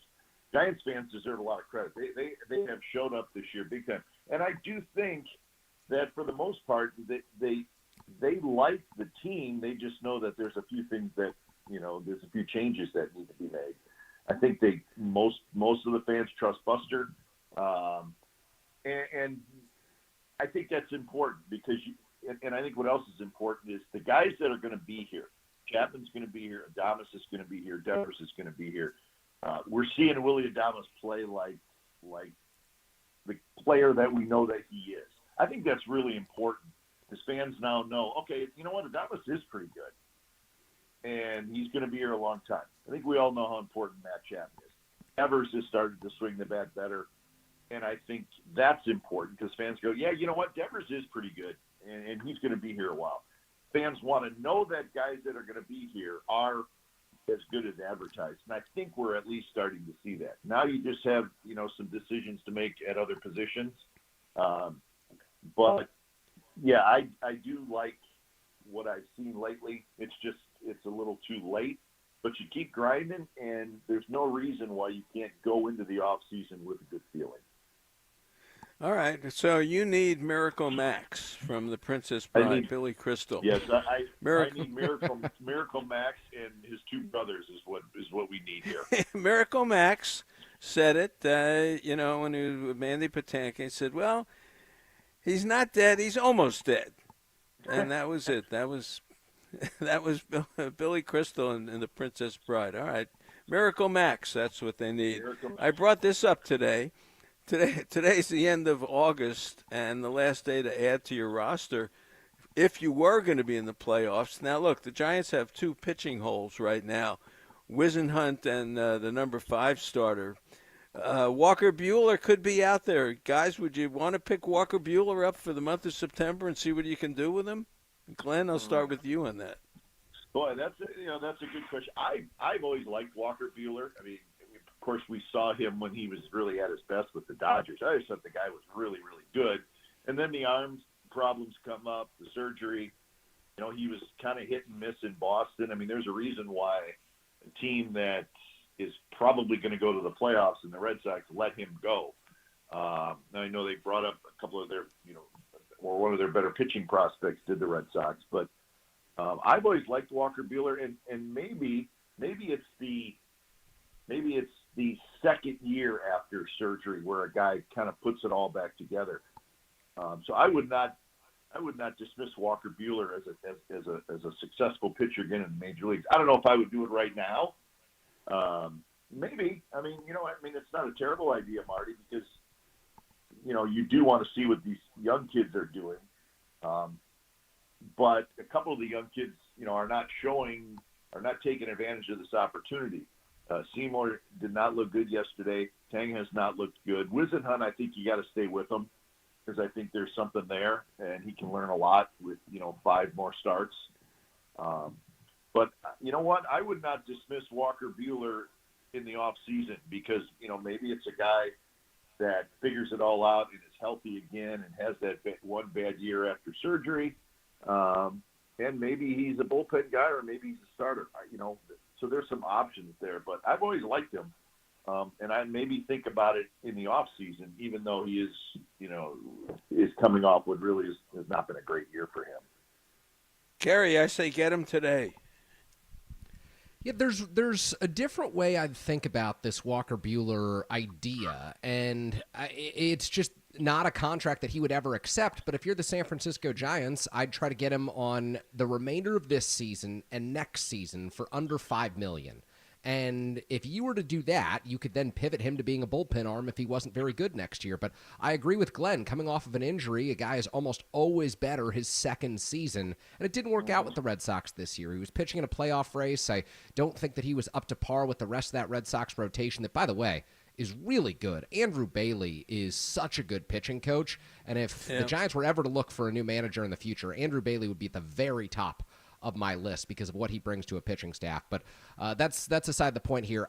I would only look at Walker Buehler as a potential multi-year option on a very cheap deal where you're jumping the line in free agency. I just wouldn't send him out there every 5th day. I'd rather see Hayden Birdsong, who's starting down at AAA Sacramento, come up and throw down the stretch, even if he's going to continue to walk guys. I just think facing major league hitters, being in a major league clubhouse, Birdsong's a much bigger part of your future, and I think he's toiling away at AAA right now. All right. Well, I think you're still fighting here. I think it's August 31st, and you want to pick somebody up. I'd like to see Buster do something today. All right. That's my thought on that. I don't know if we talked about it last week, and I talked about it in the press box this week when I was up there. But Logan Webb, with Wheeler out with the thoracic syndrome, and he's got surgery, why not Logan Webb for Cy Young? And I know Paul Skeens has got this great earned run average and all that, but Logan Webb is a gritty guy who gets the ball in games he's got to win. And Skeens, you'd never know if he won or lost unless you looked it up. So why not Logan Webb? Well, I mean, I think he's going to get votes. I don't know that he's got quite enough to win it. I would say this, though, Marty. What more does he need? Well, I think to really solidify and to put him, to move him into maybe the forefront, like, oh, yeah, you know what, he could be, the leading candidate. He needs to separate even more. And what do you got, 26 games left? So maybe he gets 5 more starts. I think if he could get to 15 wins, he's leading the league in innings pitched. He's very close in strikeouts. I think if he could get to 15 wins, get his ERA under 3, lead the league in innings pitched and be very close in strikeouts, then maybe it's not such a crazy thought. Because now you're kind of separating yourself from Skeens in the win column. And I know that it's not just about wins. There's a lot of analytical numbers involved as well. But still, if you can separate yourself, a little bit in the wins column, maybe he can move up, in the group that is kind of all sitting there with, the Sanchez kid and Peralta in Milwaukee, and I think Wheeler's probably out of it now because he's hurt. And Skeens, I think that's probably the group, and I think Webb is close to that group. So if he finishes strong, I'm just saying, if he can get to 50, if he can finish, 15-9 with an ERA a shade under 3, and with all those other numbers, then I think he's in the conversation more than just he'll get some votes, which is what I have said in the past. So a strong finish, and I think that he could inch closer to those other guys. But everybody still talks about Skeens. He seems to be the favorite still. So I don't know. I don't think it's crazy, Marty, but I think he needs a real strong finish, does Webb. All right. Well, Crazy and Marty go together. What do you think, Kerry? Marty, come on. His ERA is 1 point higher than Paul Skeens right now. You say Paul Skeens is pitching in obscurity. Give me one game. Who is Give me a game that he pitched. Who is the rest of the country is asking who Logan Webb is. Logan Webb hasn't pitched in a relevant game in 4 years. I mean, that's the reality of the situation. He hasn't pitched in a relevant.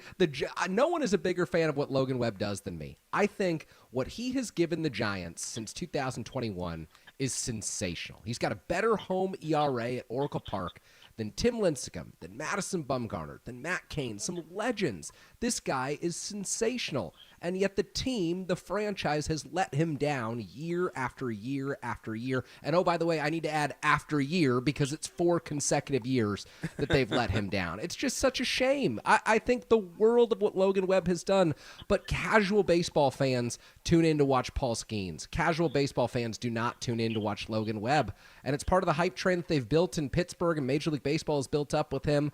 I know that you're looking up what Paul Skeens is doing, but I talk to fans who are, I went to school with in different places, and they like watching Paul Skeens. They don't see Logan Webb because he's not part of a playoff race either and hasn't been for 4 years. Yeah, but you know what, Kerry? All right. And I understand what you're saying, but Tim Lincecum won a Cy Young in 2008, and he won it again in 2009. And those Giants teams, he was not pitching in important games. Right? Well, I would agree with that, but at the same time, he was the Paul Skeens of those years. He was the can't-miss attraction. He was the guy who just took baseball by storm and was so much better than everyone else. Yeah. All right, so with that in mind, Kyle Schwarber, MVP, or Ohtani? Did they finally say to Ohtani that's enough?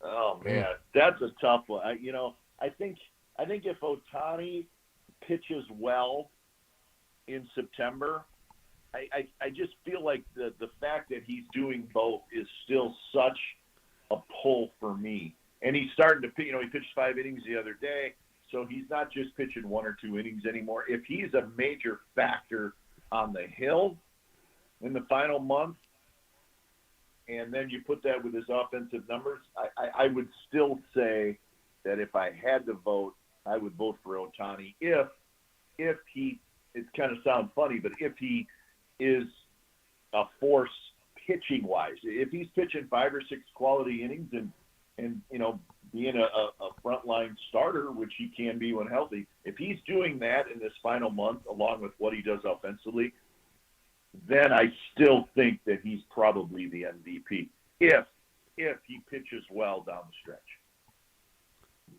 Kerry?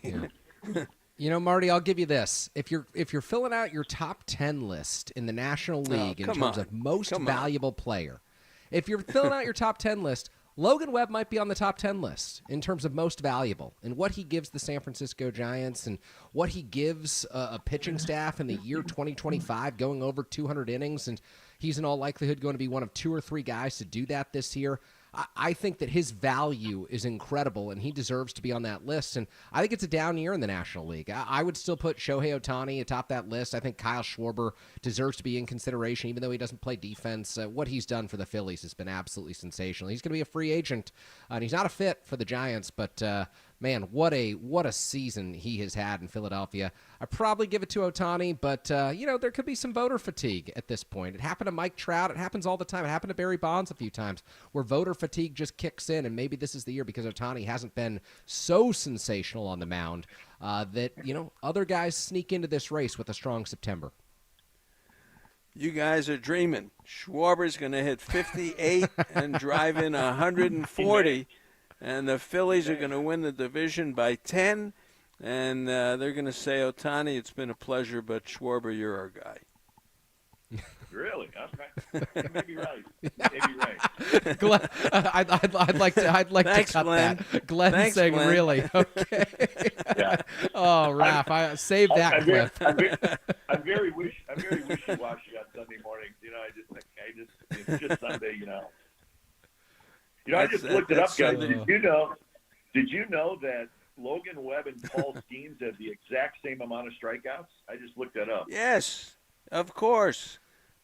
And if you ask people around the country, Connor Grossman, one of them, ask him that on your podcast. Say, would you rather see Logan Webb pitch a big game or Paul Skeens? They'll take Logan Webb. All right. Yeah, unfortunately, Marty, 95% of people are taking the opposite opinion. But.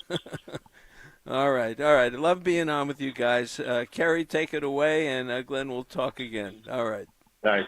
Thanks, guys. All right. All right. Thanks to both of you. What a fun morning. What a fun morning with Glenn Kuiper, Marty Lurie. Always fun continuing talking baseball into the Giants warm-up hour here on Sunday mornings ahead of Giants home games. We love doing this. We love our baseball conversations. We've got a great show for you this morning. 415-808-KNBR is the number if you want to call in. If you want to weigh in on the Cy Young discussion that Marty has sparked here on KNBR, believing that Logan Webb deserves to be the Cy Young winner this year based on the season that he's had, feel free. Dial us up. 415-808-KNBR is the number. I'll take the 2.05 earned run average of Paul Skeens, but again, you probably won't find a bigger believer in Logan Webb in all of the media than what I've been for the last 4 or 5 years. I just think his value to the San Francisco Giants is extraordinary. I think that the contract that he signed has been so team-friendly, so owner-friendly. He has meant so much to this franchise, and I think you look forward to every Logan Webb start if you're a San Francisco Giants fan. Even in a season like this, 67-69, out of the playoff race, 26 games to go, you're playing out the string here, looking forward to 2026. It's all about seeing Logan Webb every fifth day, and it's really a testament to what he's accomplished this season. So fun conversation with Glenn and Marty. You'll hear from Marty again tomorrow morning on Giants Warm-Up with me. We've got a great weekend for you, the rest of Labor Day weekend, holiday weekend. Bill Lasky's got extra innings the next 2 days. I've got Giants Warm-Up this morning and tomorrow morning. And, oh, yeah, by the way, we've got some Giants baseball. 105 today against the Baltimore Orioles. They're going for the series win. And then 110 tomorrow against the Colorado Rockies. You're listening to KNBR, the sports leader. KNBR, the sports leader.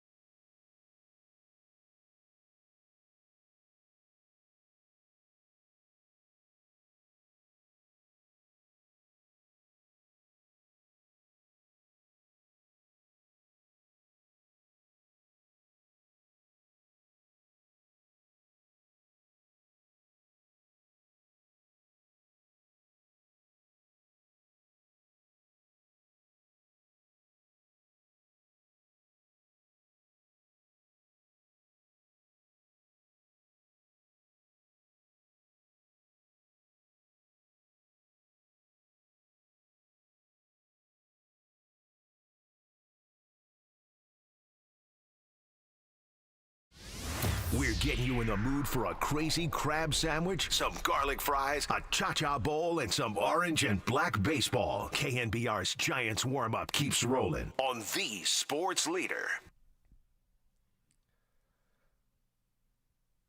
We are back. What's going on, folks? Kerry Crowley hanging out with you Sunday morning of Labor Day weekend, getting you set for Giants baseball on the radio.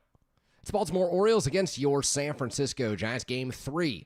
A rubber match between these two teams that have underperformed throughout the summer. The Orioles fired their manager Brandon Hyde after a slow start to the season. The Giants, 2 games under 500 at 67 and 69 entering today's ball game, as they will send Justin Verlander to the hill looking for his 3rd win of the season. Believe it or not, Verlander's win over the Chicago Cubs earlier this week, the beginning of this Giants homestand, was his first ever win at Oracle Park. Yes, the man who started Game 1 of the 2012 World Series for the Detroit Tigers and gave up those 2 home runs to Pablo Sandoval. He'd never won at Oracle Park despite pitching all season long here, and he finally broke through against a team that's headed toward the postseason. The Chicago Cubs, an impressive lineup, one of the best offenses in all of Major League Baseball. Verlander improved to 2-10. And look, he really should have 5, 6, 7 wins on the year if it weren't for the Giants' lackluster offense, if it weren't for bullpen blowups following his outstanding starts. The Giants would be much better positioned at this point and probably could realistically see themselves in this playoff race in the National League right now, but they failed to take advantage of a Mets loss yesterday to the Miami Marlins. The Arizona Diamondbacks are getting hot. The Giants will see them 6 times in the month of September. They're also sitting behind the St. Louis Cardinals right now, the Cincinnati Reds. Just way too ground to think of them realistically in the playoff race. So we need to talk about what they must change moving forward. We will do that throughout the 11 o'clock hour here on Giants Warm Up. But what I want to do right now is to give you the lineups for today's ball game. For the Baltimore Orioles, it'll be Jackson Holliday leading things off. 15 home runs, 50 runs driven in for Holliday, former #1 overall pick. The son of Matt Holliday, 13 stolen bases, a 245 average, and a 691 OPS. Jeremiah Jackson, the third baseman today for Baltimore. 2 homers, 14 runs driven in. Hot start to his season, a 330 average with an 852 OPS. The man in the middle of the Orioles lineup, or at the top of the lineup, really, in the third spot, Gunnar Henderson, the DH. 16 homers, 60 runs driven in, 20 stolen bases, 278 average, and 808 OPS for one of the best shortstops in baseball. He's off his feet today as the DH. Ryan Mountcastle over at first base today for Baltimore. Big right-handed slugger, had a promising night on Friday with 3 hits, 5 homers, 29 driven in on the season for Mountcastle, who's been injured for much of the year. 260 average and a 677 OPS. Colton Cowser out in center field today, the 5th place hitter for Baltimore. 12 homers, 30 batted in, 8 stolen bases. Good speed from Cowser, a 215 average and a 684 OPS. Dylan Beavers out in right field. Left-handed hitter has 1 homer and 5 runs driven in with a 317 average and 917 OPS. Samuel Basallo, the catcher today for Baltimore. He just signed that big extension with the Orioles. He's the replacement for Adley Rutschman. Orioles set to move on from Rutschman in a trade this offseason. Giants could very much be in the market there.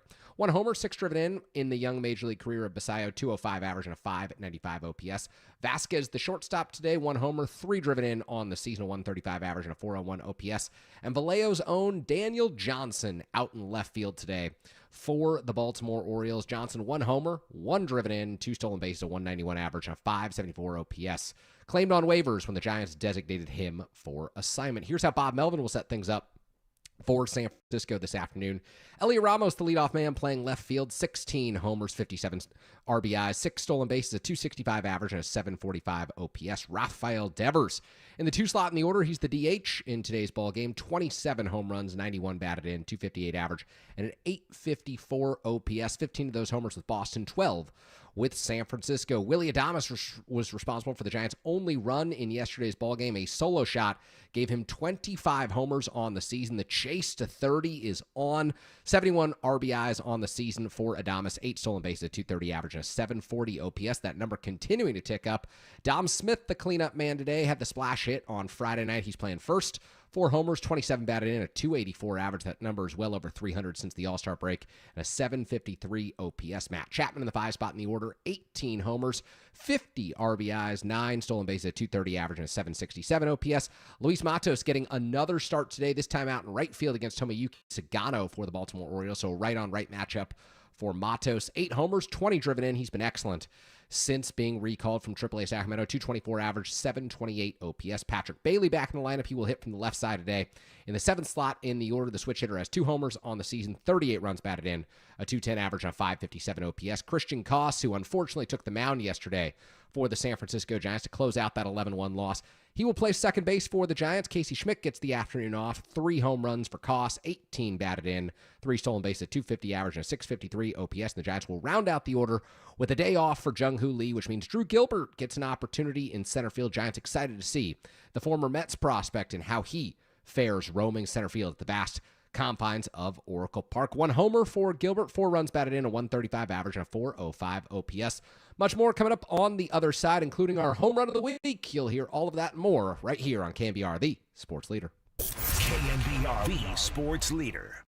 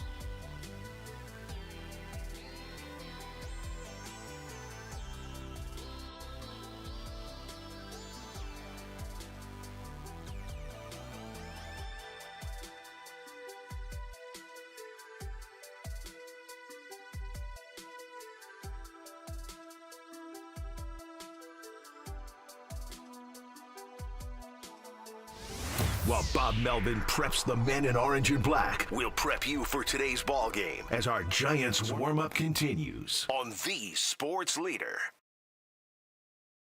1-1 pitch. There's a high drive to right field. Way back there. Still going. That one is wet. Hello, San Francisco Bay. Dom Smith launches one into the bay. And now it is 9-4 Giants.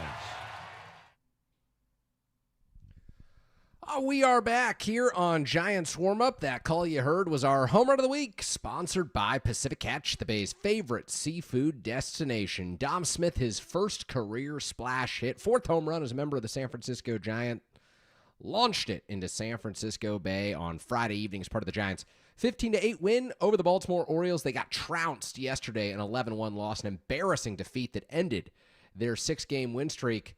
But Dom Smith has brought good vibes. He sat out yesterday's ball game, playing first base again today, the cleanup man for Bob Melvin's ball club, and someone who's really entertained fans. John Shea wrote a great story for the San Francisco Standard about Dominic Smith and what the Giants do with him next season. He's a pending free agent. They've got Rafael Devers set to play first base and DH. They've got Bryce Eldridge in the farm system, future superstar at the major league level. If you agree with the scouting reports that are out there, if you've looked at the numbers down at AAA Sacramento and see the light tower power that he brings to the equation. So what do you do with Dominic Smith? I think that's an open question. 415-808-KNBR is the number. Would love to hear from you. Let's head out to Theo in the East Bay. Theo in the East Bay, you're on Giants Warm-Up. Theo, what's going on this morning? Yeah, Kerry, thanks for having me on. Hope your holiday weekend is going good so far. Been listening all weekend. But, yeah. Oh, thank you so much. Yeah, it's been great. We're looking forward to hearing from you. Yeah. I've been listening all weekend, and I think it was yesterday or maybe Friday. You were talking about how you really like Dom Smith too, and I agree with you. I think Dom Smith is the perfect baseman for this, or first baseman for this team, and for the future. I think if we bring him in next year, and maybe even for the year after that, that'll give plenty of time for Cars or for our guy down there to not only make sure that he gets right, but when he does come up and is ready to play in the big show, he doesn't have to go back down. And I think Dom Smith will hold that first base spot down until he's ready to come up, and then take it from there. But yeah, I love Dom Smith. I think this is the perfect place for him, especially with the rest of those guys. I think he's thriving here, feeding off of guys like Adames and Chapman and Devers. So yeah, that's all I wanted to say. Have a good weekend, man. Yeah. No, appreciate the phone call, and thank you for spending Labor Day weekend with us. Good call from Theo out in the East Bay, and I think Theo speaks for a lot of Giants fans. I mean, you look at Dominic Smith's season to date thus far, and since the All-Star break, the average is well over 300. The OPS is well over 750. This is someone whose swing lends itself to success at Oracle Park, and what I mean by that is he uses all fields. He's not trying to pull the ball in the air 100% of the time. He's not going to fly out to the right center field warning track every single time he comes up. He hits a lot of line drives. He makes a lot of contact. He's got one of the lower strikeout rates on the team. And if Buster Posey is thinking about building this lineup and building this offense to succeed inside of Oracle Park, I think Dom Smith has the type of offensive profile that lends itself to success. And you couple that with really strong defensive play. I don't care what the metrics say. I think they're favorable, but I really don't know, because I watch Dominic Smith play, and anytime there's a throw in the dirt, he seems to come up with it. Anytime there's an in-between hop, he seems to come up with it. He is someone who I just feel comfortable with over at first base. And Rafael Devers has made significant strides. I think that he's actually come along faster than I anticipated, because the move from third base after 8 seasons in the big leagues to first base is challenging. No matter how often players have made that move, no matter how many guys do it, I still think it is a difficult move to do it, and especially in the middle of the season, not doing it in the lower stakes, spring training atmosphere the Giants could have waited for. I think Devers has been impressive in that regard, but nevertheless, if you're out there in the 9th inning, preserving a 1-run lead, and all you're doing is playing defense, Dom Smith's the guy right now. And Bryce Eldridge, probably far behind both where Devers and Smith are down at first base. I know JT Snow's been down at AAA Sacramento working diligently with him, and that's music to the ears of Giants fans, understanding how great JT was as a defensive first baseman, multi-time Gold Glove Award winner. but it's just going to take a while for Bryce Eldridge, who didn't play a position in high school, who wasn't in the field for much of his early minor league career, so that's a big challenge. Phone lines are open right now, 415-808-KNBR is the number. Let's go out to Rick in Hayward. Rick in Hayward, you're on Giants Warm-Up. Rick, what's going on this morning? Well, you got my blood boiling, Kerry, because I called early yesterday, and then the subject of the ballpark dimensions came up, and I couldn't call back, and I wanted to so bad because the argument for not changing them, and I'm sorry, I didn't hear your argument, but the argument that so many Giants fans use for not changing them is the Giants won 3 World Championships at Oracle Park. And why can't they do the same thing again? And my comment to that is, when have the Giants ever had a Lincecum, Kane, and Bumgarner, who were homegrown, on the same team at the same time? Other than, I think it would have been Marichal, Gaylord Perry, and I'm blanking on the third You had one. Ray Sadecki back then. You had Mike McCormick on the mound at times during the 60s and 70s. Yeah, I mean, you had Vita Blue in the late 70s. Obviously, the team wasn't good then, but yeah. That was Candlestick, too, by the way. And it was a much more fair ballpark to hitters, even though it was wind-blowing. Once they enclosed it, it did become an average home run hitting ballpark. But this ballpark is a joke. I mean, at nighttime. A joke, Rick? It's the best ballpark in the majors. I'm talking about home runs and dimensions and the fact that nobody other than Barry Bonds could hit a home run there when they wanted to. Why do you think 8 guys that the Giants have tried to get, Bryce Harper, Aaron Judge, you name it. The answer to your question is money. The answer to your question is money. They were never the highest bidder for any of those players. They consistently had the second or third highest bids. Had they had the highest bid for Bryce Harper, he was going to sign here. I didn't know that, but yeah, they came up $20 million shy on Bryce Harper. $20 million. Okay, yeah. Well, that's ridiculous. That's typical Giants penny pinching. But my point is, and you've talked to enough visiting players because I know you were in the clubhouses. I'm out there in the outfield. When I talk to the visiting players, they laugh at me when I say, "Hey, you're a free agent coming up. Would you like to come to play for us?" And they just look at me like, "Are you kidding? I don't want to be in this." I mean, it happens over and over and over when I ask players that are coming up on free agency. And I'm in the outfield. I have bleacher seats. And I ask them all the time. Over 25 years I've asked them the same question. Yeah. And inevitably, the most common answer is, "Are you kidding me? I'm not playing in this." And you know what they're complaining about? They're complaining about night games. Granted, the Giants can't play night games or can't play all-day games because NBC Bay Area wouldn't stand for it. They'd lose all their watchership, So something's got to happen here. And well, here's what no one talks about, Rick. Not to stop you in your tracks, but here's what no one talks about. Yeah, Seattle. When games were played in Oakland, when games were played down in Anaheim, oftentimes in San Diego, all the teams on the West Coast that play in cooler climates, they all deal with the same issues. I mean, you can't hit home runs in Seattle at night. Some of this is just a function of the location. You could bring the fences in all you want. They're not doing that, but you could bring fences in all you want. This is true of so many ballparks on the West Coast in the evening because baseball is played, in the majority of times around the country in warm weather cities, in warm weather months, and so you see more home runs in those scenarios, in those climates.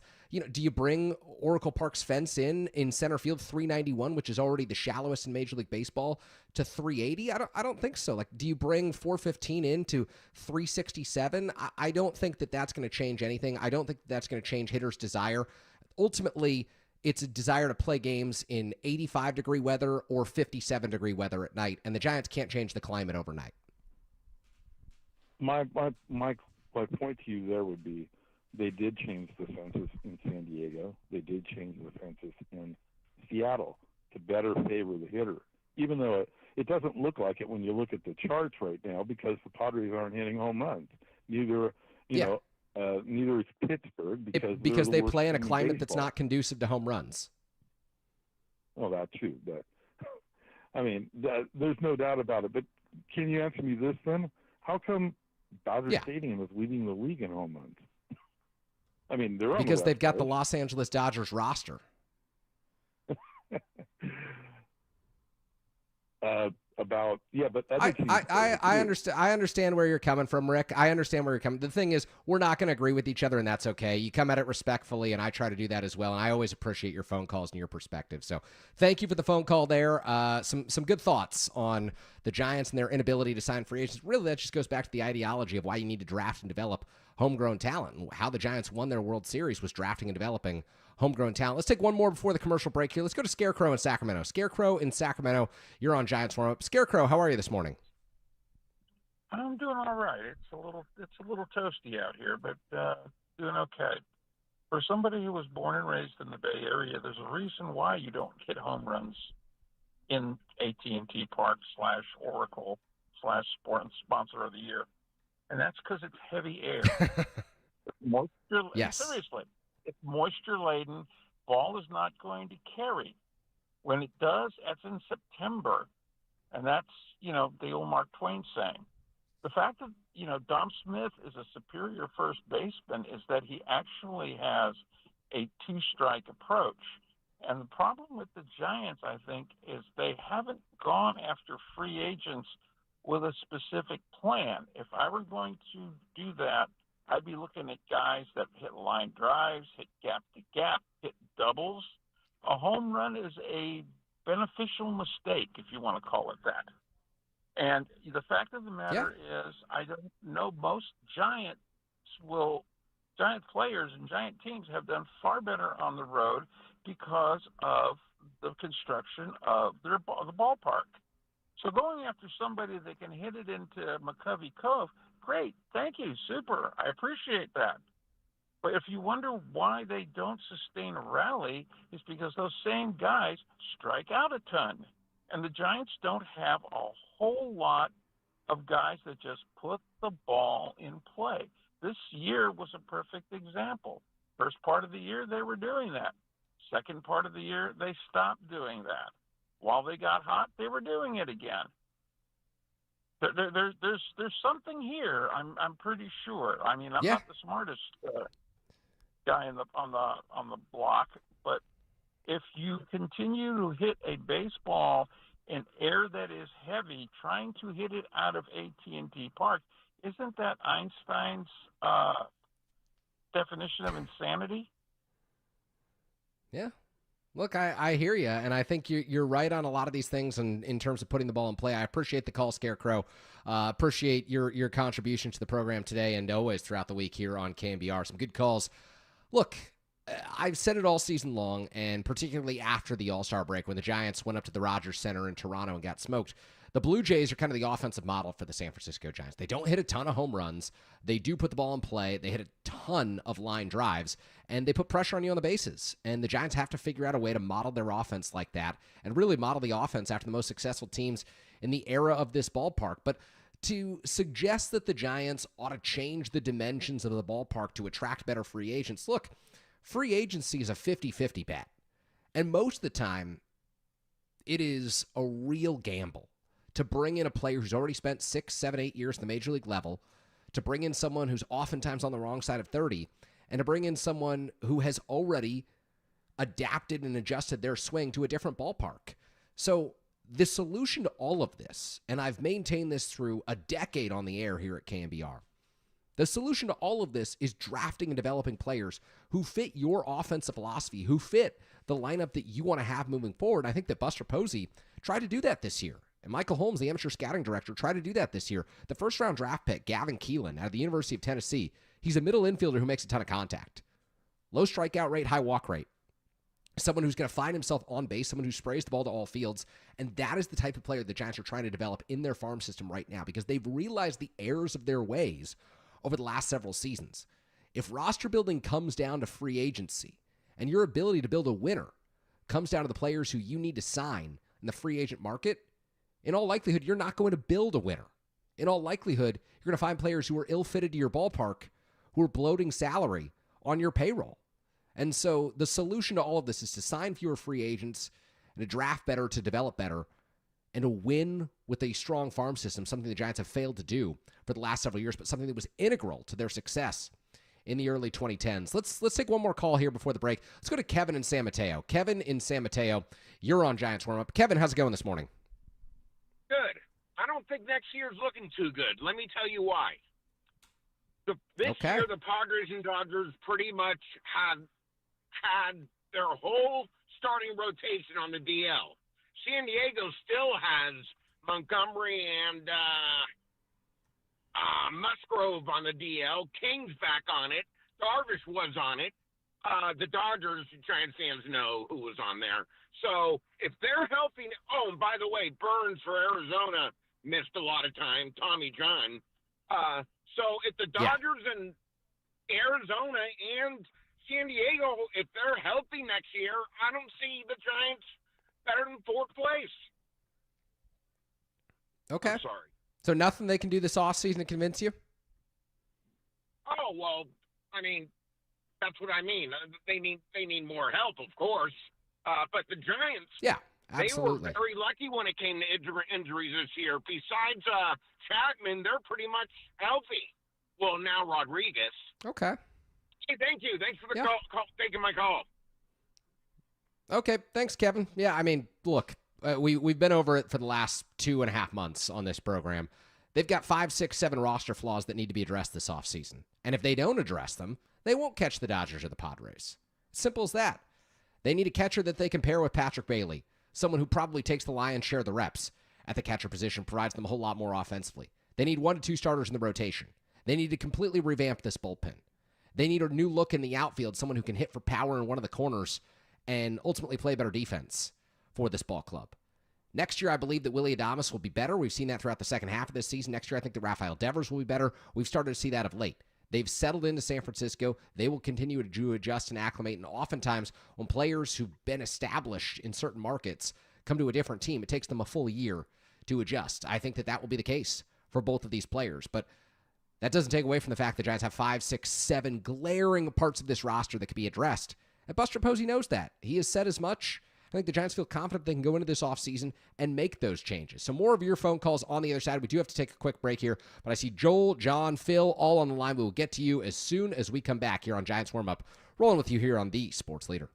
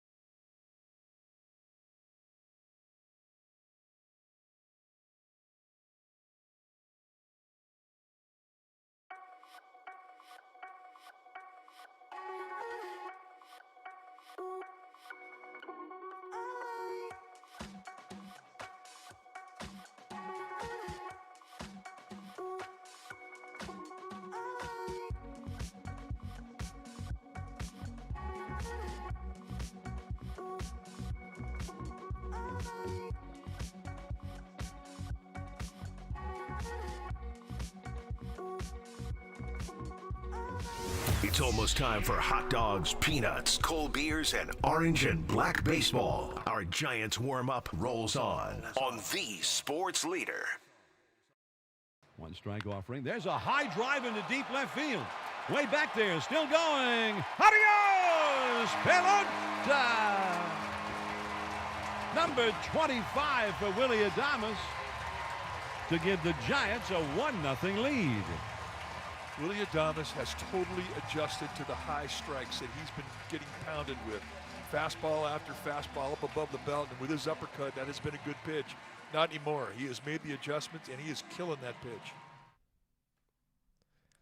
Just spot-on analysis from Mike Krukow. If you've watched Willie Adames over the last 2.5 weeks, he is crushing the high fastball. The pitch at the top rail of the strike zone that every opposing starter and reliever went to during the first half of the season to get him out when they needed to is all of a sudden a pitch that Willie Adames has made a critical adjustment to and has led to a home run binge during the second half of the season. He's up to 25, the most by a Giants player before the month of September begins since Barry Bonds in 2007, which coincidentally was the last time the Giants had a 30 home run hitter. 5 in the month of September for Adames. Is it possible? We shall see. 415-808 KNBR is the number.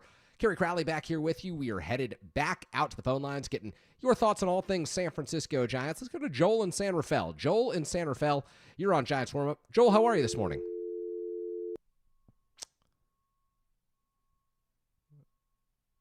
Trying to make the connection here with Joel. All right, let's go to John in Sacramento. John in Sacramento, you're on Giants Warm-Up. John, how are you this morning? Hey, good. How are you? Doing well on our end. What's on your mind? Hey, I Yep, wanted to talk about Patrick Bailey a little bit. Yeah, because I absolutely had a conversation. I had a conversation with a friend of mine yesterday about Patrick Bailey, and he was saying, despite his problems and all of his woes at the plate, and they're well documented, we don't have to go over them chapter and verse. But what about him defensively? My buddies thought, oh, he's still a Gold Glove catcher behind the plate. Do you think he is? I do, and one of the reasons is the advanced metrics suggest that Patrick Bailey is the best framer in all of baseball. They suggest outs above average, that he is far and away the best defensive catcher in Major League Baseball. I just don't know if it offsets all of the offensive issues, John, because we're talking about someone who is hitting 39% below league average at the catcher position, an OPS plus of 61, an OPS of 557. That's just not sustainable at all. That is very difficult. It's almost like sending a pitcher up there to hit. So what do you do at that position? I mean, I think you've got to bring in outside competition this offseason. He carries the lion's share of the work behind the plate. We all know that. I mean, he's a workhorse behind the plate, and I don't know if he's going to win the Gold Glove this year. I don't know if he has what it takes, but maybe he will. But certainly you said, obviously we know about the hitting, but what do? I mean, do you bring somebody else in that replaces him? Because Bailey, obviously, every time I see him come up to the plate, runners in scoring position, whether it's the bases loaded or somebody at second and third, inevitably he's going to pop up or strike out. Yeah. No, you're spot on there, and I appreciate the phone call. I'll give you the answer as to what I would do right here. Patrick Bailey, according to StatCast, MLB's baseball savant, fielding run value is 5 runs more valuable defensively than every other player in Major League Baseball. You're looking at the likes of Pete Crow Armstrong, an elite center fielder for the Chicago Cubs, Bobby Witt Jr., the outstanding shortstop for the Kansas City Royals, Mason Wynn, the best shortstop in the National League for the St. Louis Cardinals, Alejandro Kirk, who's, of course, a catcher up in Toronto with the Blue Jays. Patrick Bailey is far and away better than all of them. And with all of that being said, I think the Giants need someone who at least plays 81 games at the catcher position next year. I would bring in, either via trade or free agency, someone who seriously challenges him. And Bob Melvin, or whoever the manager will be next year, can go to Bailey in the 7th, 8th, and 9th innings. If the Giants are holding a lead, then you bring in Bailey, and you figure out a way to get his defense, his glove in the game. But they just need more offensively through the first 6 innings of a ball game. And I think that this team will ultimately be better if Patrick Bailey is playing half the games as opposed to 2/3 or closer to 70% of the games. Let's go to Joel in San Rafael. We've made the connection with Joel in San Rafael. You're on Giants warm-up. All right, you hear me this time?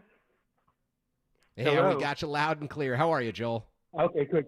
I'm good. And, I totally agree with you about the futility of signing these high-priced free agents. It often doesn't work out, especially with pitchers get these long contracts and then they get injured. So developing homegrown young pitchers is the way to go. But I want to talk about first base. Between Rafael Devers and Dom Smith, the Giants are set at first. They're both good hitters. Dom Smith is an excellent fielder. They don't need a third first baseman. And Bryce Eldridge was a pitcher, so he has a great arm. He could easily learn to play a corner outfield position, which is one of the big needs you keep mentioning that they need. I know they're teaching him how to play first base.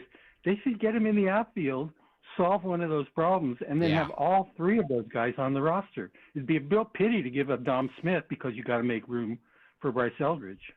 Plus, I think I heard Joel, Dom Smith say I think you're outfield. spot on here. I do. I think I heard Dom Smith say that he can play outfield as well, but he's a little older and slower. I would teach Bryce Eldridge play right or left field, and let's go.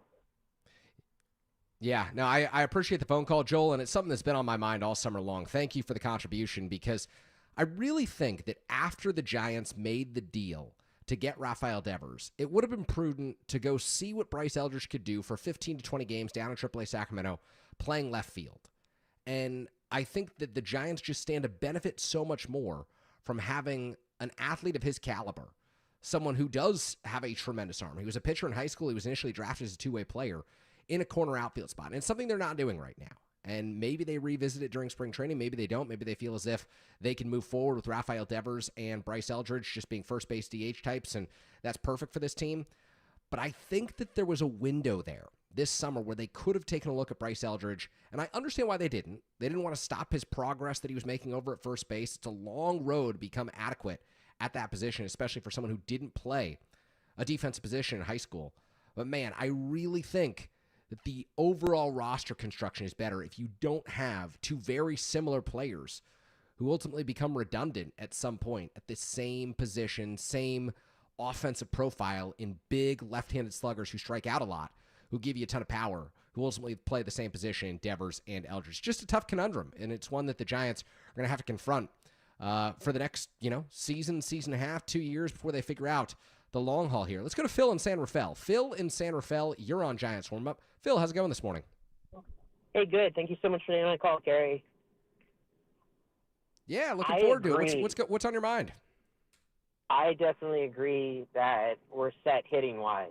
I think the flaw the Giants had was not having like a Merrill Kelly as like a 3 or 4 starter this year. I think we were like one starting pitcher short. I mean, we're still in it, obviously, but we could have used that good middle-of-the-rotation starter. And I think Eldridge with Devers and Smith is tradable. And Adley Rutschman would be the nice complementary piece for Pat Bailey. Okay. I like the idea of Rutschman, and I think that the Giants will go hard after Rutschman this offseason, and I don't think the Orioles will be able to get a king's ransom for him. I just don't think his trade value is as high as it once was because he's got an extension, and he's someone who's having a down year. And I completely agree with the point about not having a mid-rotation starter. Justin Verlander was supposed to be that guy, but they were still relying on too many unproven young pitchers at the back end of the rotation. I would have liked to have seen at least one more starter come in. And I think next year, Buster Posey has to bring in 2 to 3 veteran arms to spring training who can be 4th or 5th starter types. And maybe Merrill Kelly, who's going to become a free agent, is part of that mix. I think it's someone like that, and I don't think it will cost you an arm and a leg to get someone like that. Because he's like 33, right? You don't need like an ace, Kerry. You need just like a good innings guy who doesn't get hurt. Yeah, you're 100% spot on there. Appreciate the phone call, Phil. Good stuff. 415-808-KNBR is the number. Have had some great calls this morning. Some Giants fans sitting here on Sunday, August 31st, thinking about the present and the future of this team. Think about all that this team can do to get back into the mix next year in 2026.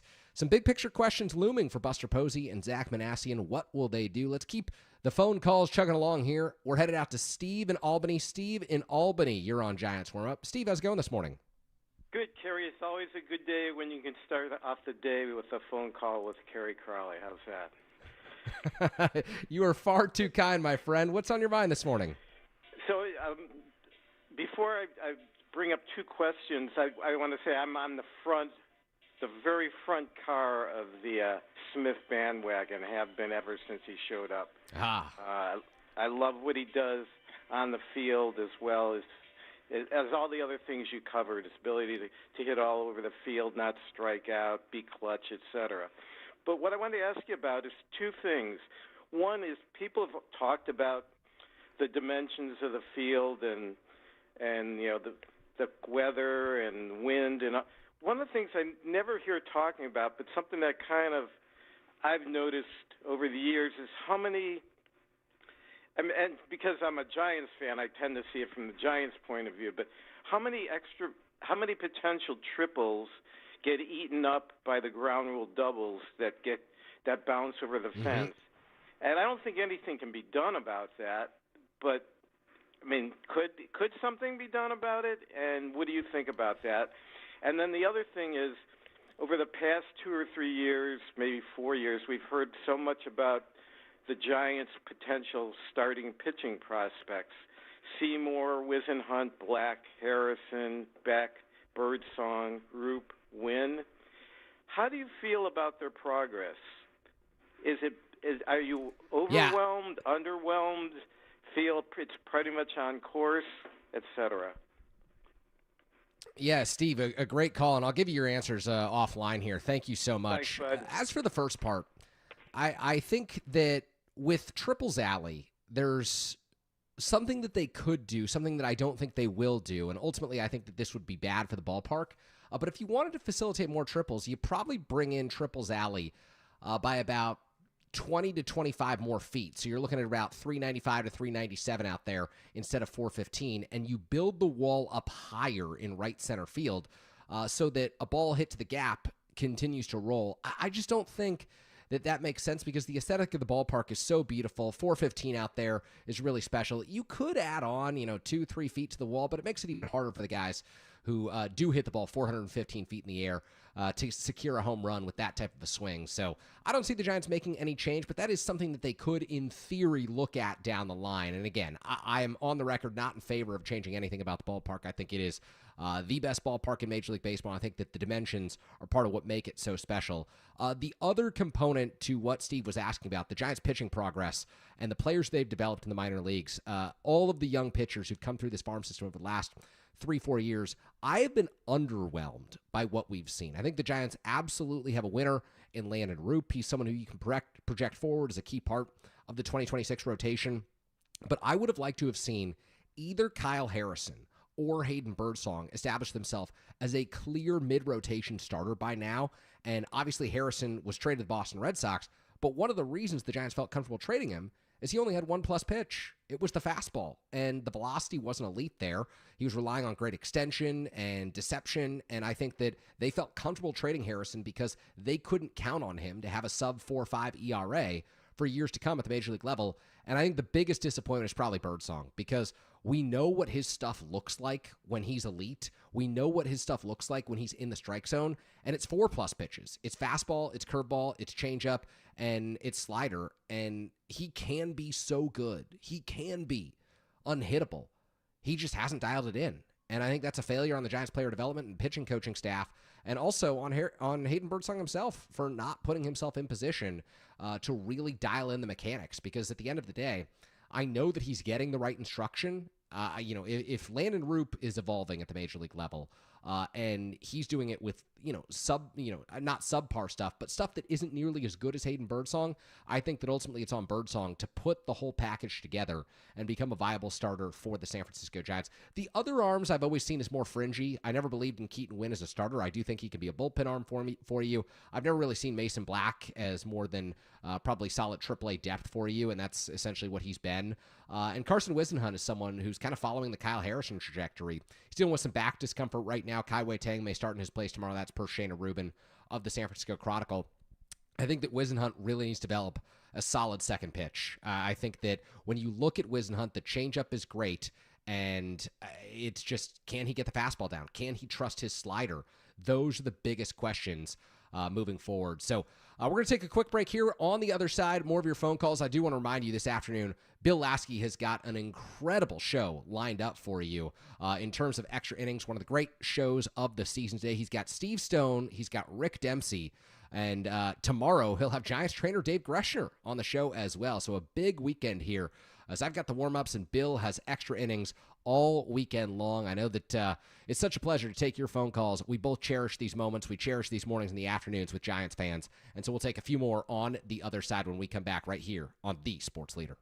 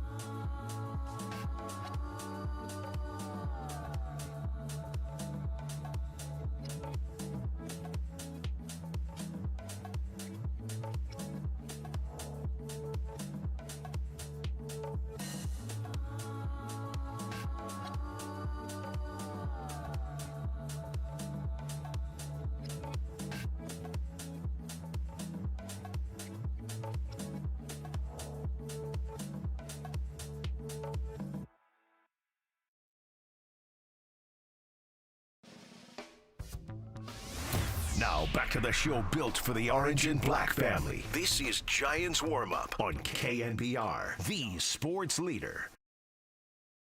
2-1 pitch. There's a swing and a drive into right field. That's going to go over the head of the right fielder. It hits the blinks and then pops off the padding and goes down to the base of the wall. Coming in to score is Matos, and Gilbert stops at second with a double. And they just took the momentum back. 7-4 Giants. That's two really good at-bats for Drew Gilbert tonight against Kramer, the starting pitcher. All right, we are back here on Giants Warm-Up. Kerry Crowley rolling with you on a beautiful Sunday morning in the city by the bay. I said yesterday, a Chamber of Commerce day might have been our best weather day of the year to date. Today, spectacular as well. Went walking both mornings. I'd still take yesterday slightly over today, but make the argument for me. 415-808-KNBR is the number. Phone lines are open now. We're taking your phone calls. That highlight you heard, Drew Gilbert, his second double of the evening on Friday night. He gets the start today out in center field. Jung-Hoo Lee getting the day off for the San Francisco Giants ahead of tomorrow's day game at Coors Field. A Labor Day 1:10 p.m. Pacific time start out in Colorado. So the Giants giving Jung-Hoo Lee the afternoon off as they continue this kind of four outfielder rotation they've been going through over the last week or so, with Luis Matos making his way back to the big league level. They're trying to give him everyday playing time at the moment, and he's earning everyday playing time. Gilbert getting the start in center field today, so the Giants will test his defensive acumen at that position. I do want to address the end of yesterday's game for the San Francisco Giants, an 11-1 defeat to the Baltimore Orioles, because we saw something happen that for the last few years has become all too normal out at Oracle Park, and really all across Major League Baseball. And that was Christian Koss taking the mound and throwing a scoreless inning in the ninth against the Orioles. This was the fourth time this season that Christian Koss, an infielder, has made a pitching appearance for the San Francisco Giants. The third time in the month of August that Christian Koss took the mound for the San Francisco Giants in front of home fans. August 10th, he pitched the ninth inning of an 8-0 loss to the Washington Nationals. August 13th, he pitched the ninth inning of an 11-1 loss to the San Diego Padres. And again on August 30th, Christian Koss sent out to the mound by manager Bob Melvin to pitch the ninth inning of an 11-1 loss to the Baltimore Orioles. While there is a novelty component to this, and while this has become celebrated on social media and appreciated by fans who don't necessarily follow baseball every single day, it's downright embarrassing to have a position player make 3 appearances in a month. I was there in 2018 when Bruce Bochy brought Pablo Sandoval into a game against the Los Angeles Dodgers. And Sandoval pitched an inning for the San Francisco Giants, and it was the first appearance by a San Francisco Giants position player on the mound since 1991. It had been 27 years since the Giants sunk to the low of bringing a position player out to the mound to throw a final inning. They didn't have enough numbers to cover against the Dodgers. And while it was a novelty at the time, you could tell that Bruce Bochy was pained by the fact that that streak had come to an end. And all throughout baseball, over the last decade, this has increasingly become the norm. Your team goes down by 7, 8, 9 runs. You're playing a non-competitive ball game. Don't burn a reliever who could pitch for you the next day. Just throw a position player out to the mound. In recent years, we've seen Brandon Crawford. We've seen Mike Yastrzemski. We've seen all sorts of San Francisco Giants take the mound. But it's a loser's mentality to have to sink to the low of having a position player pitch for you. It's a shame. And really, it's a stain on the sport to have position players pitching. When fans are paying good, hard-earned money to go out to a ball game, spend a beautiful afternoon in the city by the bay, and watch a position player lob in 40 to 50 mile an hour wiffle ball-like attempts, hoping that they can find the strike zone. And sure, Christian Koss is unscored upon in 4 outings this season. You could say he's got a 0 ERA. You can make all sorts of jokes about he's been one of the Giants' most effective relievers this year. Sure. But as a baseball purist, someone who grew up appreciating this game and grew up appreciating the fact that someone's got to wear it in the late innings. You've got to have some pride here when your team's losing by a lot of money. Someone's got to go out to the mound and soak up that inning, even when you don't want to. It's just so disappointing to me that this is the way the sport has evolved and the Giants are partaking in this. 27 years without a position player taking the mound from 1991 to 2018. And 7 years later, you've got Christian Koss taking the mound 3 times in the span of a month. He did it twice in the same homestand in the month of August against the Nationals and the San Diego Padres. So if there's anything I'd like to see down the stretch, anything that I'd like to see over the final 26 games of the season, it's that pitchers throw every inning for the San Francisco Giants. I know that this team has been decimated by injuries. I know that this pitching staff is nowhere near in the shape that it was when they broke spring training at the end of March and took off for Cincinnati for opening day.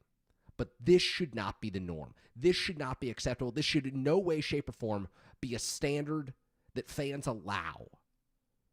It is a stain on the sport when a position player has to come in and soak up an inning, and I wish that more people inside the organization felt that pain, felt the shame that comes with losing in such a stunning way, in such a way that you can't even bear to put in a pitcher who might be able to keep the game competitive for you. When you're throwing up the white flag, it's as good as a forfeit in the late innings. That's essentially what you're doing. And it's become way, way too normalized throughout the sport. And I just think it's a sign that the season has gone off the rails, that the Giants have had to do this 3 times with the same player, all in the span of a month, all at Oracle Park. You know, you do it on the road, still not a good look, but to do it in front of your home fans, that to me is something that has got to change. It won't be 27 years before the next position player comes to pitch, but I'd like to see the next position player coming to pitch in 2027. Can we go a full season? We'll see. I want to update you on scores around Major League Baseball from Saturday afternoon and Saturday evening. The Giants lost 11-1, fell back to 67-69 on the season. Milwaukee Brewers won 4-1 over the Toronto Blue Jays. Ashby got the win. Abner Uribe saved number 4 on the year. And Jeff Hoffman took the loss for the Blue Jays. 8-6 with a 5.11 ERA. Blue Jays still atop the American League East. The Brewers still atop the National League Central after that win for Milwaukee. The Tampa Bay Rays took care of business against the Washington Nationals yesterday. Ryan Pepio picked up win number 10. Jake Irvin lost number 10. And Brian Baker, former Orioles reliever. Giants obviously not seeing him in this series. He got save number 3 for Tampa, which is sitting at 66-69. The Nationals nearly 30 games under 500 right now. And they were a team that took advantage of the Giants at Oracle Park in the month of August. A team that Christian Koss had a face on the mound. Giants missed an opportunity yesterday to gain ground in the wild card race that some people believe in. I, of course, have spoken out and said that the Giants are not a part of this thing. The Marlins won 11-8 over the New York Mets. Foucher got the win. Tyler Rogers took the loss for the New York Mets in that one. He's now 4-5 with a 1.93 earned run average. Phillips was save number 3 for Miami. The Pittsburgh Pirates won 10-3 over the Boston Red Sox yesterday at Fenway Park. Johan Oviedo, 2-0 now with a 3.60 earned run average for Pittsburgh. Dustin May, who came over in the trade that brought James Tibbs III back to the West Coast down to Los Angeles, former Giants first-round draft pick. May takes the loss in that one for Boston, which is now 75-62. Final 10 innings yesterday as the Philadelphia Phillies walked off the Atlanta Braves. They're now 79-57. Matt Strom gets the win out of the bullpen. Strom 2-3 with a 2.98 earned run average. That Phillies team, really good. Wouldn't want to face them in the postseason, even with no Zach Wheeler, who's out for the season with thoracic outlet syndrome, having surgery to repair that injury. The Cardinals won 4-2 yesterday over the Cincinnati Reds.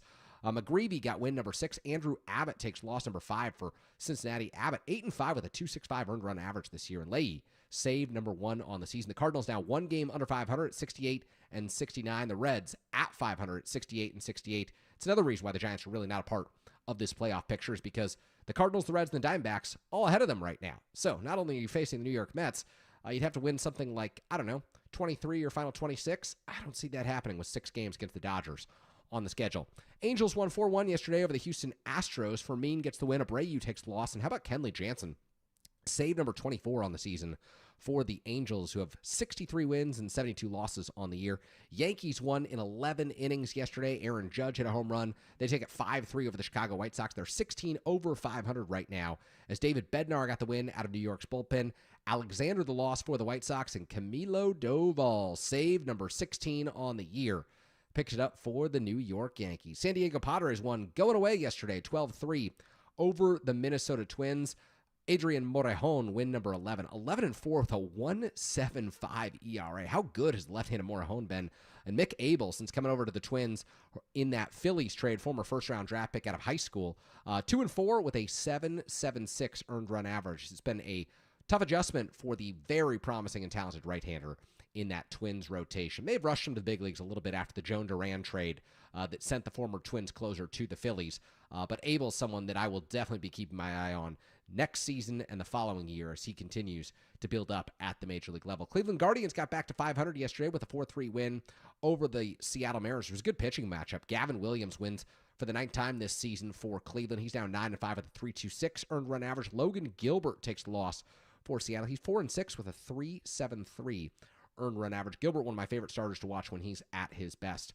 Mike Yastrzemski's Kansas City Royals won 3-1 over the Detroit Tigers. Not completely out of the wild card race just yet in the American League. Lucas Ursig, Northern California zone. I believe he's from Turlock. He went to Cal. 6-3 with a 2.60 earned run average. He gets the win in that one out of the bullpen for Kansas City. Detroit Tigers, Holton takes the loss. 5-4 with a 3.84 earned run average. And Carlos Estevez, save number 36 out of the bullpen for Kansas City, which means Estevez has 36 saves and 70 wins, so higher than 50% rate on the season. Cubs won 4-3 over the Colorado Rockies. Assad the win, Brown the loss, and Palencia, who gave up the walk-off single to Jung-Hoo Lee in the 9th inning on Thursday out at Oracle Park. He gets save number 21 on the season. The Cubs, 78-58, 20 games over 500. The Colorado Rockies could be dealt loss number 100 this week by the San Francisco Giants. The Rockies officially, 60 games under 500 at 38-98 now, 21-47 at home. The Giants will play at Coors Field tomorrow, so we will see the results of today's ball game. But if not, the Giants can take 2 of 3 and deal them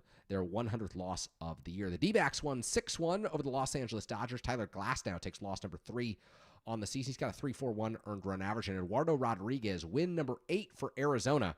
6-8 with a 5.40 earned run average. Torey Lovello trying to save his job, and he's doing a good job of it lately. That was the 4th consecutive win for the Arizona Diamondbacks, who improved to 68-69. Yet again, another team in front of the San Francisco Giants right now in these National League standings. So Giants really right now playing for a draft position more than any wild card spot.